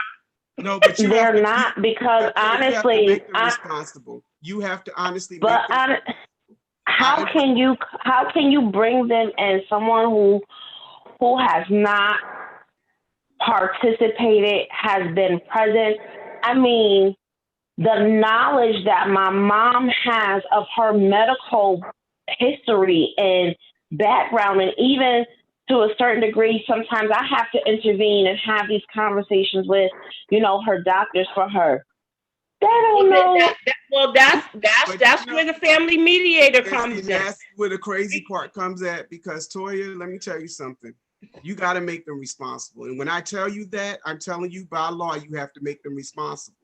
Because if something happens to her, you have no say-so over her kids. Those kids can come in and push you aside like they've been there all their life and there wasn't. You have to make people responsible to do and sometimes we're not going to agree with the decisions that they make, but these people have to be held accountable, and they need to be held accountable before. I have a friend that I talk to on a regular, and one of the things that he tells me all the time, it's sad when people get older and everybody around and their kids go different ways, and the only time they see them is when they want money. Exactly. And so after they get the money, they go on, and then next thing what they do is, every now and then they'll call and see how he's doing, just because to set him up for the next time he wants money. But the same way they can come and get money could be the same way that you should get the phone number, call them, hey, look, such and such is going on. Hey, you need to take it. Because what's going to happen is you're going to get so wrapped up in it, they're going to come in and your heart is going to hurt, because they're going to snatch all the decision making that you had, all ability that you had, and they're going to want to be responsible because now they know it's pretty much an end of life. Well, for me, Derek, it's not gonna. I don't want the responsibility, so it's not gonna hurt me. My only thing, and I told my daughter, I said, we are not financially responsible for her.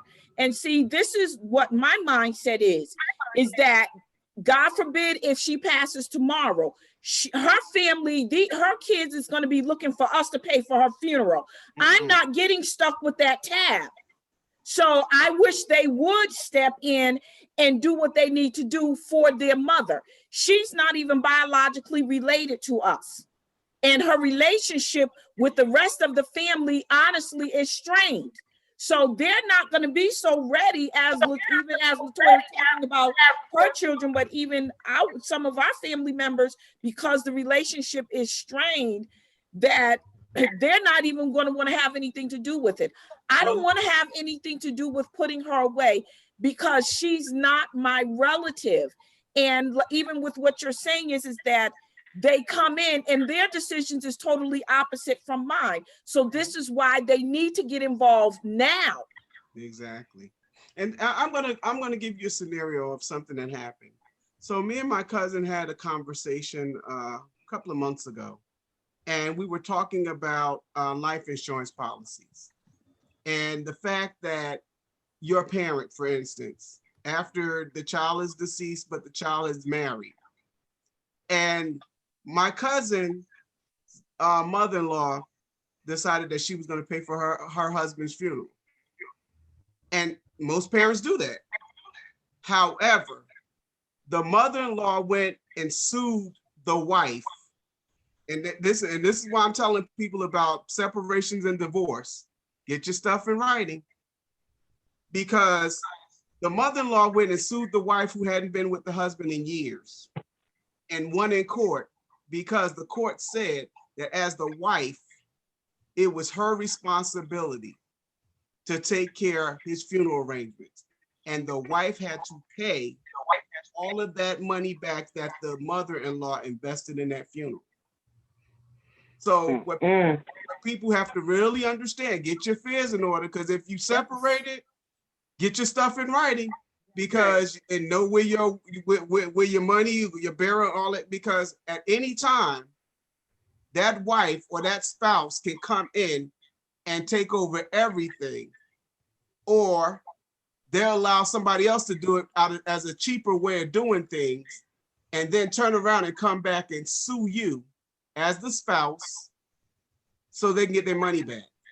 Absolutely. And that is why, as a family mediator, because people would say, well, I know lawyers, I know judges, I know all of that, but these are the type of conversations and reality that I help people, when they bring it to the table as into how it's going to be resolved. Hearing the parties out, understanding what is it, the solution that you two can bridge together in these type of instances, because this is what is really happening. People have these notions of, I'm not going to do this, and this one's responsible for that. And it's so far away from what the law would say, but you can craft a decision that you have agreed to. So going back slightly to the auntie situation, no, you do not have to take financial responsibility. You don't have to take personal responsibility, but there is something innately in you that God is going to instruct you as to what your assignment is. But you have to keep in mind, if she is in sound mind, if auntie is in sound mind, she can make the decision as in choosing who it is she wants to handle her affairs, burial and all of that. And if she chose you based on the conversation we have in here, auntie, we do not have the money to bury you this way. Do you want cremation and things like that? In my very own experience, my grandmother, after paying years of life insurance, a bad policy, only had $2,000 in life insurance. My grandmother lived to be 95 years old. And it's amazing that I'm doing this now because she did not trust me as her granddaughter to handle her affairs because I was the baby. And there was someone else who my grandmother put in place to handle her affairs. She, in essence, put my grandmother in hospice when my grandmother was at the point of end of life and went to Puerto Rico. My cousin went to the hospice to go see about my grandmother, and my grandmother had transitioned. And they got in touch with the woman. They had no idea she was in Puerto Rico at the time. So sometimes these situations get so very sticky, so very emotional. But had we had a conversation with my grandmother when she was 75, when she was 80, and grandchildren Uh-oh, did we lose her again? A little bit. Mm-hmm. Lois, we lost you again. Me thumbs up when you I'm saying my internet. Okay, the internet didn't want me to tell all the story, but It wants you to put all the laundry out there. but it happened. So you're in a very unique, very common situation, and we're gonna get Auntie the assistance that she needs to make the decision. You reach out to the other members and let that be your responsibility. Hey, we're talking about life. We're talking about the responsibilities of life, and we would like for you all to be a part. Certainly, this is your mother, and making sure that her arrangements are appropriately in place. And it's going to be a shocker because nobody wants to think about their mom transitioning. No one. No one. And so you got to give them a moment to digest that, but it's the beginning of the conversation. And if you need my assistance, then you reach out to me. And then I reach out to them for you if that's what needs to be. So that it's not like, you got to do this, or it's a one-way street, but it's family. And then you can remain as family. Yeah, not become bitter. Lois, I had a question. Yes. Do you help with people who are caregivers that's dealing with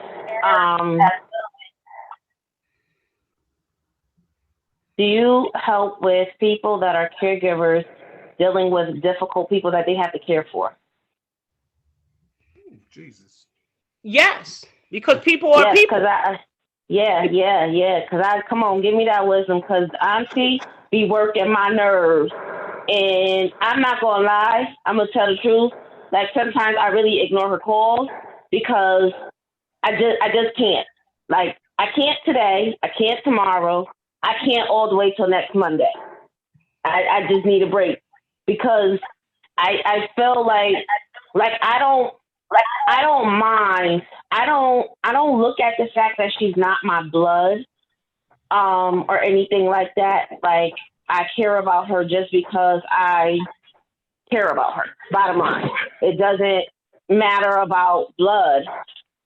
However, there is just a fine line when you don't understand that I have life and I have kids and I have things that are going on, and you want me to be at your beck and call, and I say, I'm work on it, and then you call me back 2 minutes later. Like, is it done? So and then Lois, hold on, cuz. But then she turns around and called me. Hold on, cuz. Yeah, then she that's turns the other around thing. and She calls called and tell my mother me on and me. said, well, I called Toya and she's not answering her phone. Now, I'm going to be honest. When she calls me with that nonsense, I don't have it. I said, listen, she has 3 children that she's taking care of by herself. She's working 2 jobs. I said, what is it that you need? Well, I just needed her to come by. For what? What do you need for her to come by for? So I don't hold no punches with her because she's very manipulative. I'm sorry. Well, my family calls me. My family has labeled me because of how I labeled her. But the truth is, she's very manipulative, and I don't take that manipulation. Well, I just deal with her straight on. Let me say this to her defense. Don't beat me up. Go ahead, Garrett. Go ahead. I might. You ain't got no defense. No, listen. So she's seen how you took care of your uncle. So she feels that she's entitled to that same luxury. Well, if she had not dogged me, then I would. If she had not dogged me, if she had not dragged my name through the mud, I would have. But she dogged me, Derek. She used me. Believe it or not, I understand that. But sometimes when people see how you take care of somebody else, especially when a husband and wife situation, they feel that you're going to take care of them the same way. And but I was until she crossed me. I was getting up at 2:00 in the morning because she used to work as a home health aide in New York. She would come home on the weekend. I would get up at 2:00 in the morning to take her to this train station at 3:00 in the morning, and I had to be up at 6:00. See, she would have been taking Uber. No, because my uncle didn't want her out there by herself. So but I'm just saying is that the reason why there's bad blood is because she started talking junk about me because I wouldn't let her wipe my uncle's account out. She tried to get him to open up another credit card, and I said no. But see, and that's the thing is that, with all jokes aside, is that elderly people, I mean, granted, she might have manipulated you or to try to get what she wanted out of you. But at the end of the day, she's looking for the same thing that your uncle looking for. Now, here's the thing. She need to get it from her family. She need to get it from her family. Because and that's what it is. She wants attention. The family member wants attention, needs attention, is in an elderly state, and desires the attention. But there is a level of the way we communicate with our elders, or how we should communicate with them, in the form of a whisper, if you will. And that's on our checklist too. And so if it is, and you set boundaries. You set boundaries, because if she is still in her right state of mind, if there's no dementia, if there's no Alzheimer's, then she's still stirring the pot and manipulating stuff, then you have to draw the line. And Mama, you have to do that. Latoya, you have to do that. You have 3 children. Your children need you still, okay? They need you to make sure they're okay. Yeah, I would set up a schedule with it. Look, I'm only available this time, and this time. It does not matter, Derek. But see, that's the thing. Go ahead, Toya. I'm sorry. But that's the thing for me. That's okay. That's the thing for me is my schedule is literally can be all over the place any given day. Like, I have no set schedule between work and these kids. I'm a first-time homeowner. I'm just now coming up on a year of owning my first home. My heat went out this weekend. The guy came, fixed it. Guess what? I walked in the house today. There's water damage now in my ceiling from where the furnace is at. So now I'm back dealing with that again. My heat is back shut down. So I'm like literally being pulled in 1,000 different places.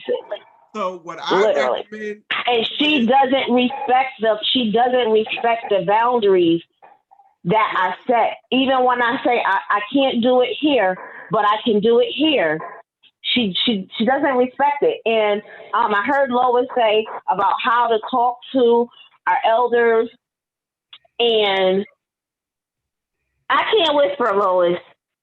That's why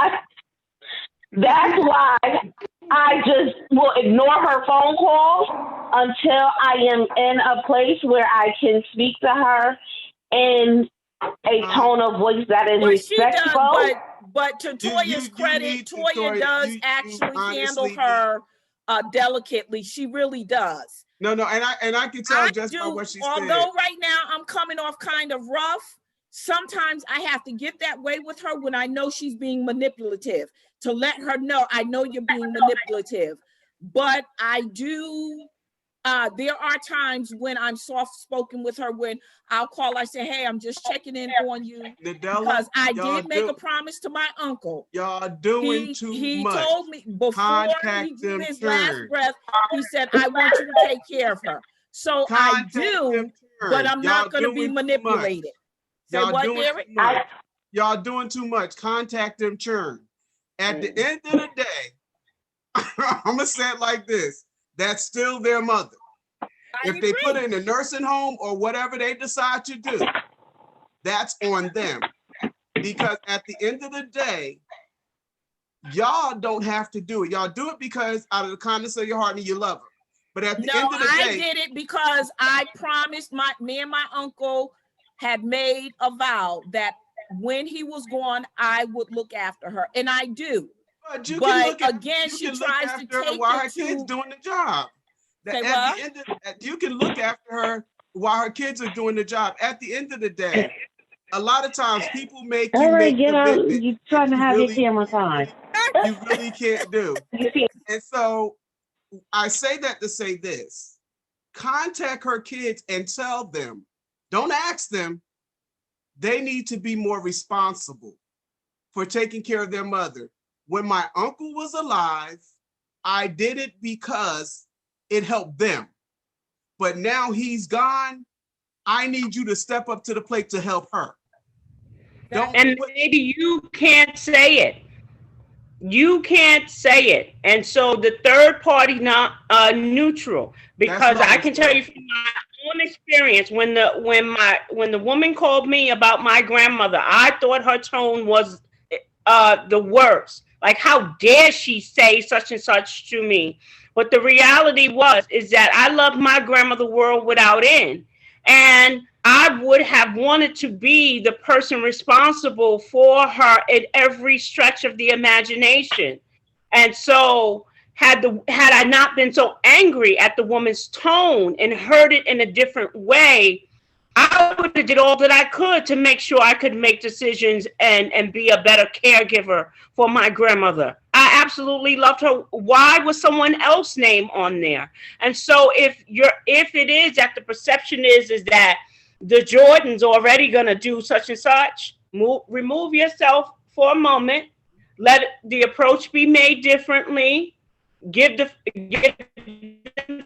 time to respond to the third party neutral, and then you two come together and say, hey, this is what I've been doing because of such and such, and these are some of the things that I like to share for you to consider. And then her auntie or the family member, still in sound mind, needs to decide who's the agent, who's the financial representative, who's the power of attorney, who knows where all our important documentations are.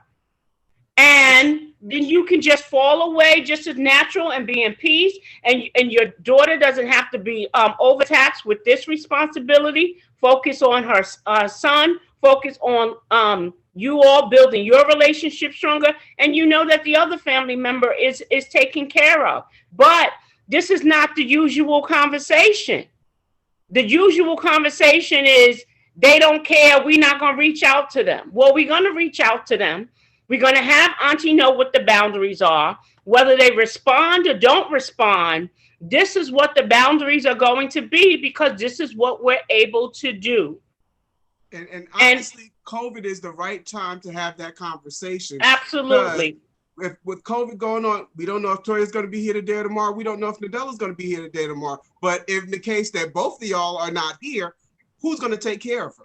So you got to look at, this is a perfect time to have that conversation with her kids or her side of the family, because, and it won't hurt anybody's feelings at this time. Now, if it was another time, it might be different. But you use COVID as COVID's advantages, because this is what is really happening in reality. You know what, that was, and you can have peace. You can have the peace of God, knowing that you've done everything that God has asked you to do. And when he's moved you out of that season, then you're moved on, and then you don't have to look back and say, well, you've done what God has asked you to do. And you see, and for someone like Erica, who is still working to form the compassion for caregivers, these are the type of conversations that'll come about, not just for caregivers.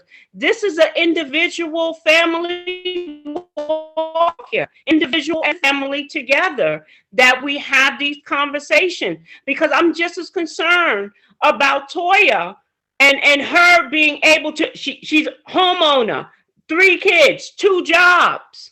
I'm just as concerned about her.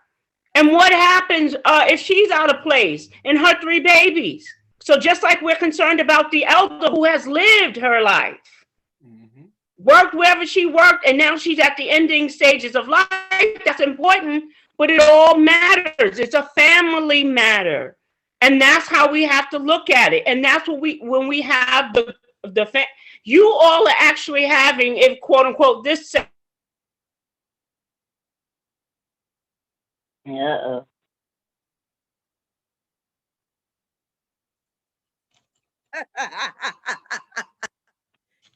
So Erica, while Lois Also, is, oh, we have to also, I'm trying. This internet don't want to hear this. Internet don't want to hear this, but it's the truth anyhow. So Erica, Prophet Erica, would you give us some closing remarks? What would you like to leave with our audience from your personal perspective or personal experience, and now also that you've created comfort for caregivers? What would you like to leave with our audience tonight?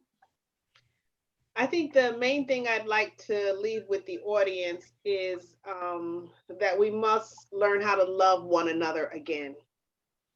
We must learn how to love one another again from a pure place, not a judgmental place, not a biased place, not a conditional place, but really, as the Bible says, to love our neighbor as ourselves. And that does not mean that you let your neighbors rob you blind. It does not mean that you allow your neighbors to cross boundaries that they should not.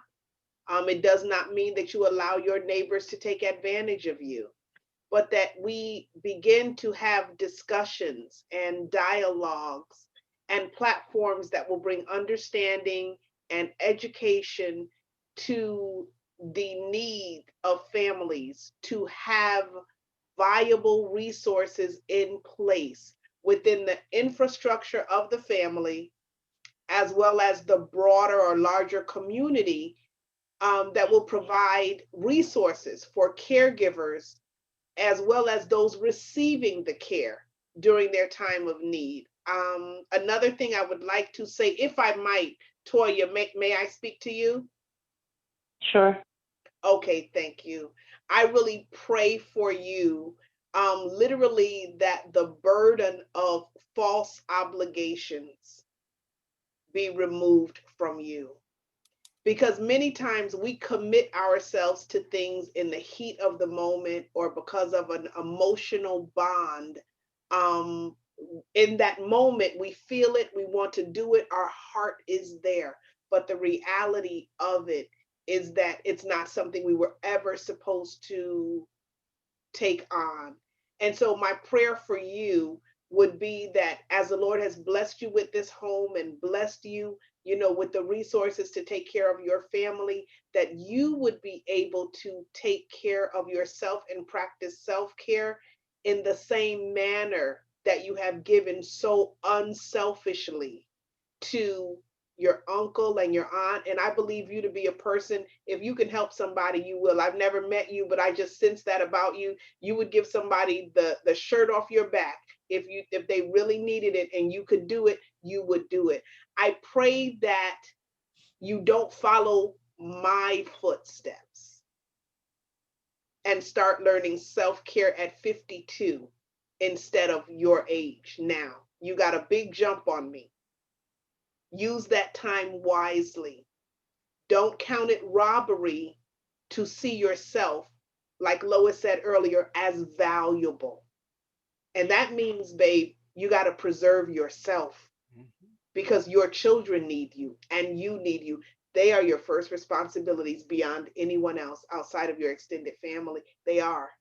And so my prayer is for strength for you, strength, and that you become free. You feel free in your spirit of releasing things that were never your responsibility.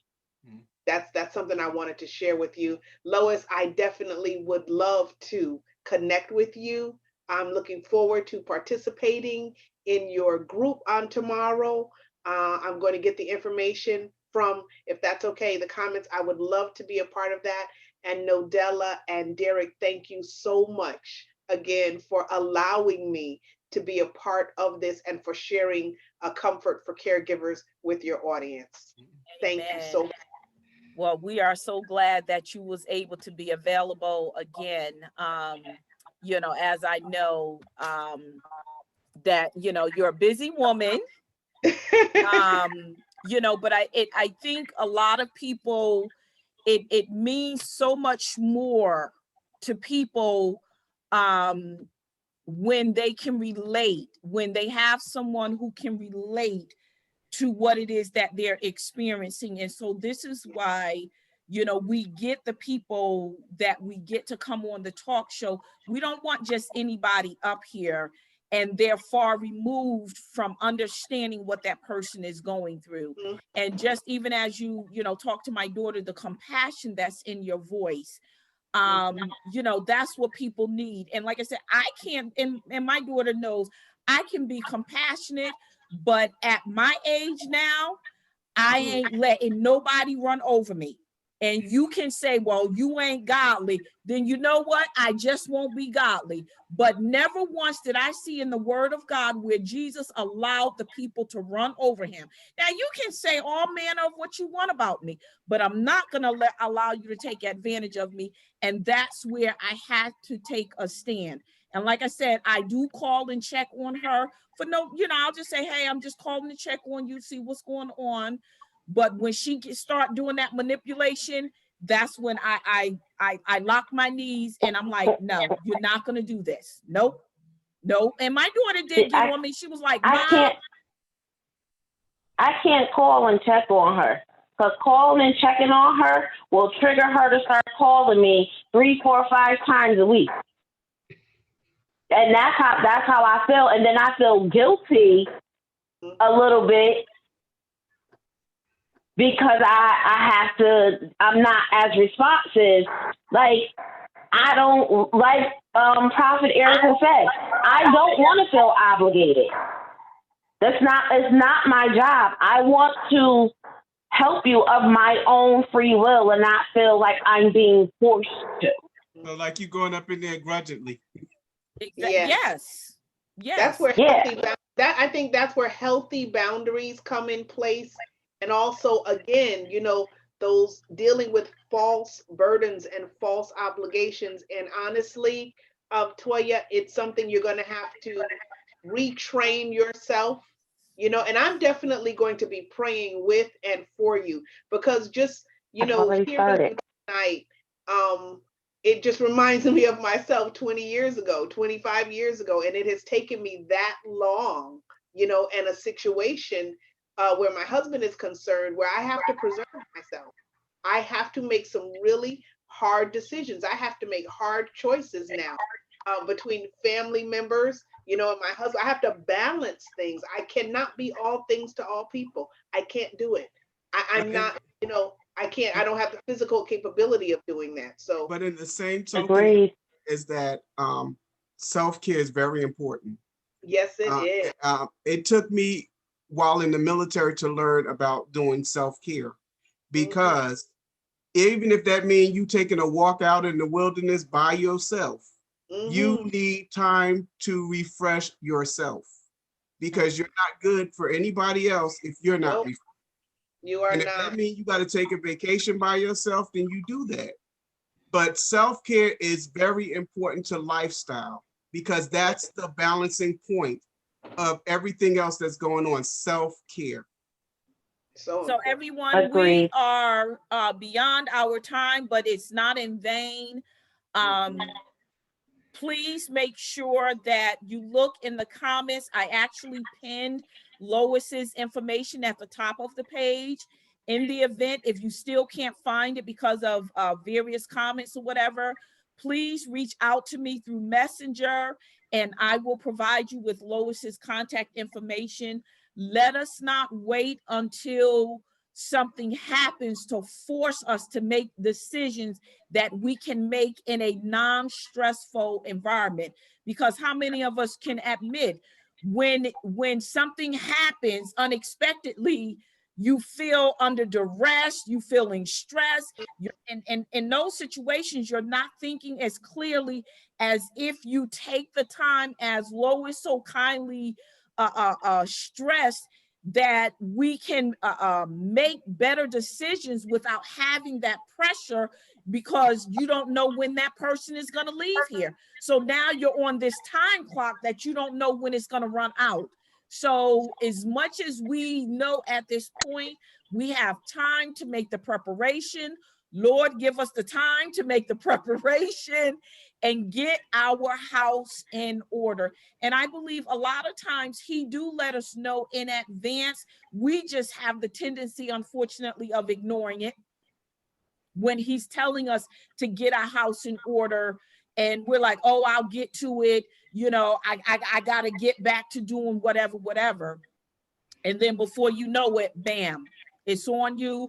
Times ran out. And so now the family or caregivers or whoever is significant in your life is now facing the stress of, God forbid, they don't even know what you wanted. So now it's like, well, what do we do? What do we do? I already told you and Derek Lois Saturday. Listen, y'all know where I stand. I already told my daughter what to do for me.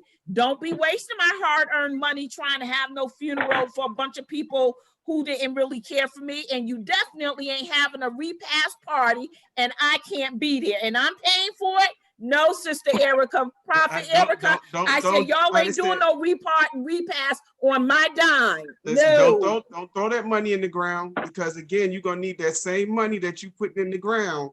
So I mean, bare minimum. Truthfully, yes. So right now, I have three grandchildren.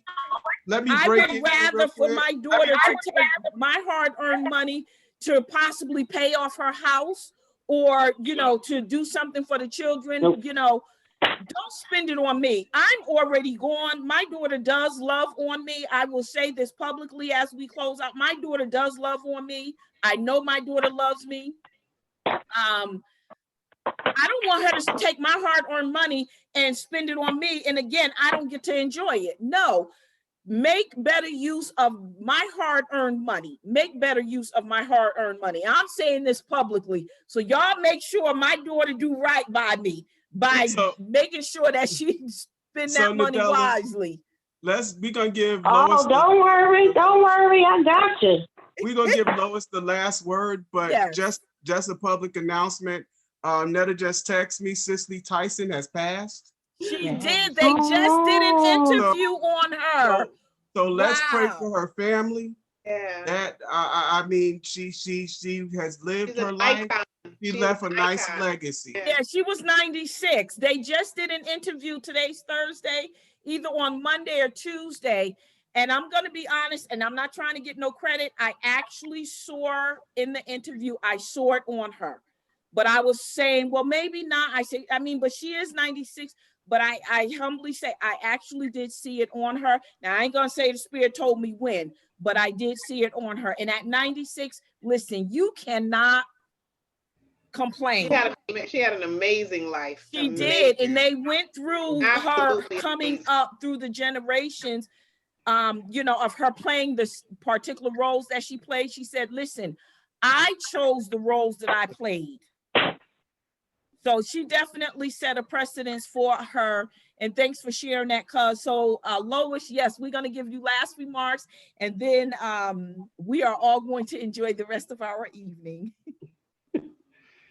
Well, I'd love to say thank you to Nordella and Derek for inviting me to your platform. It has been such a great opportunity to share what I do at the Nationwide Black Family Mediation Services, to assist family in just this one area, but as well as other areas, because our families are very diverse and we have the same set of problems or difficulties as other families, but we have a place and space now in which we can take our affairs to. So I'm so very thankful for that.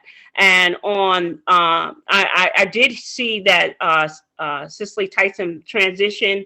It was noted while we were on this broadcast, and yes, she lived a very full life. And we can look at any one of her roles and know that she was determined to be an ancestor, someone that would have legacy. And so if we would take that example and also declare in our lives the works that we do, be maintained and longevity just as much. So I just want to say in closing, may the Lord watch between me and thee while we're absent one from another. and that we put our affairs in order and find out what that looks like. Love you all. Thank you very much for the opportunity. I appreciate you. All right. God bless you, everyone. Have a blessed night, and we will definitely have you again. So love y'all and have a blessed night. Thank you so much again. Good night.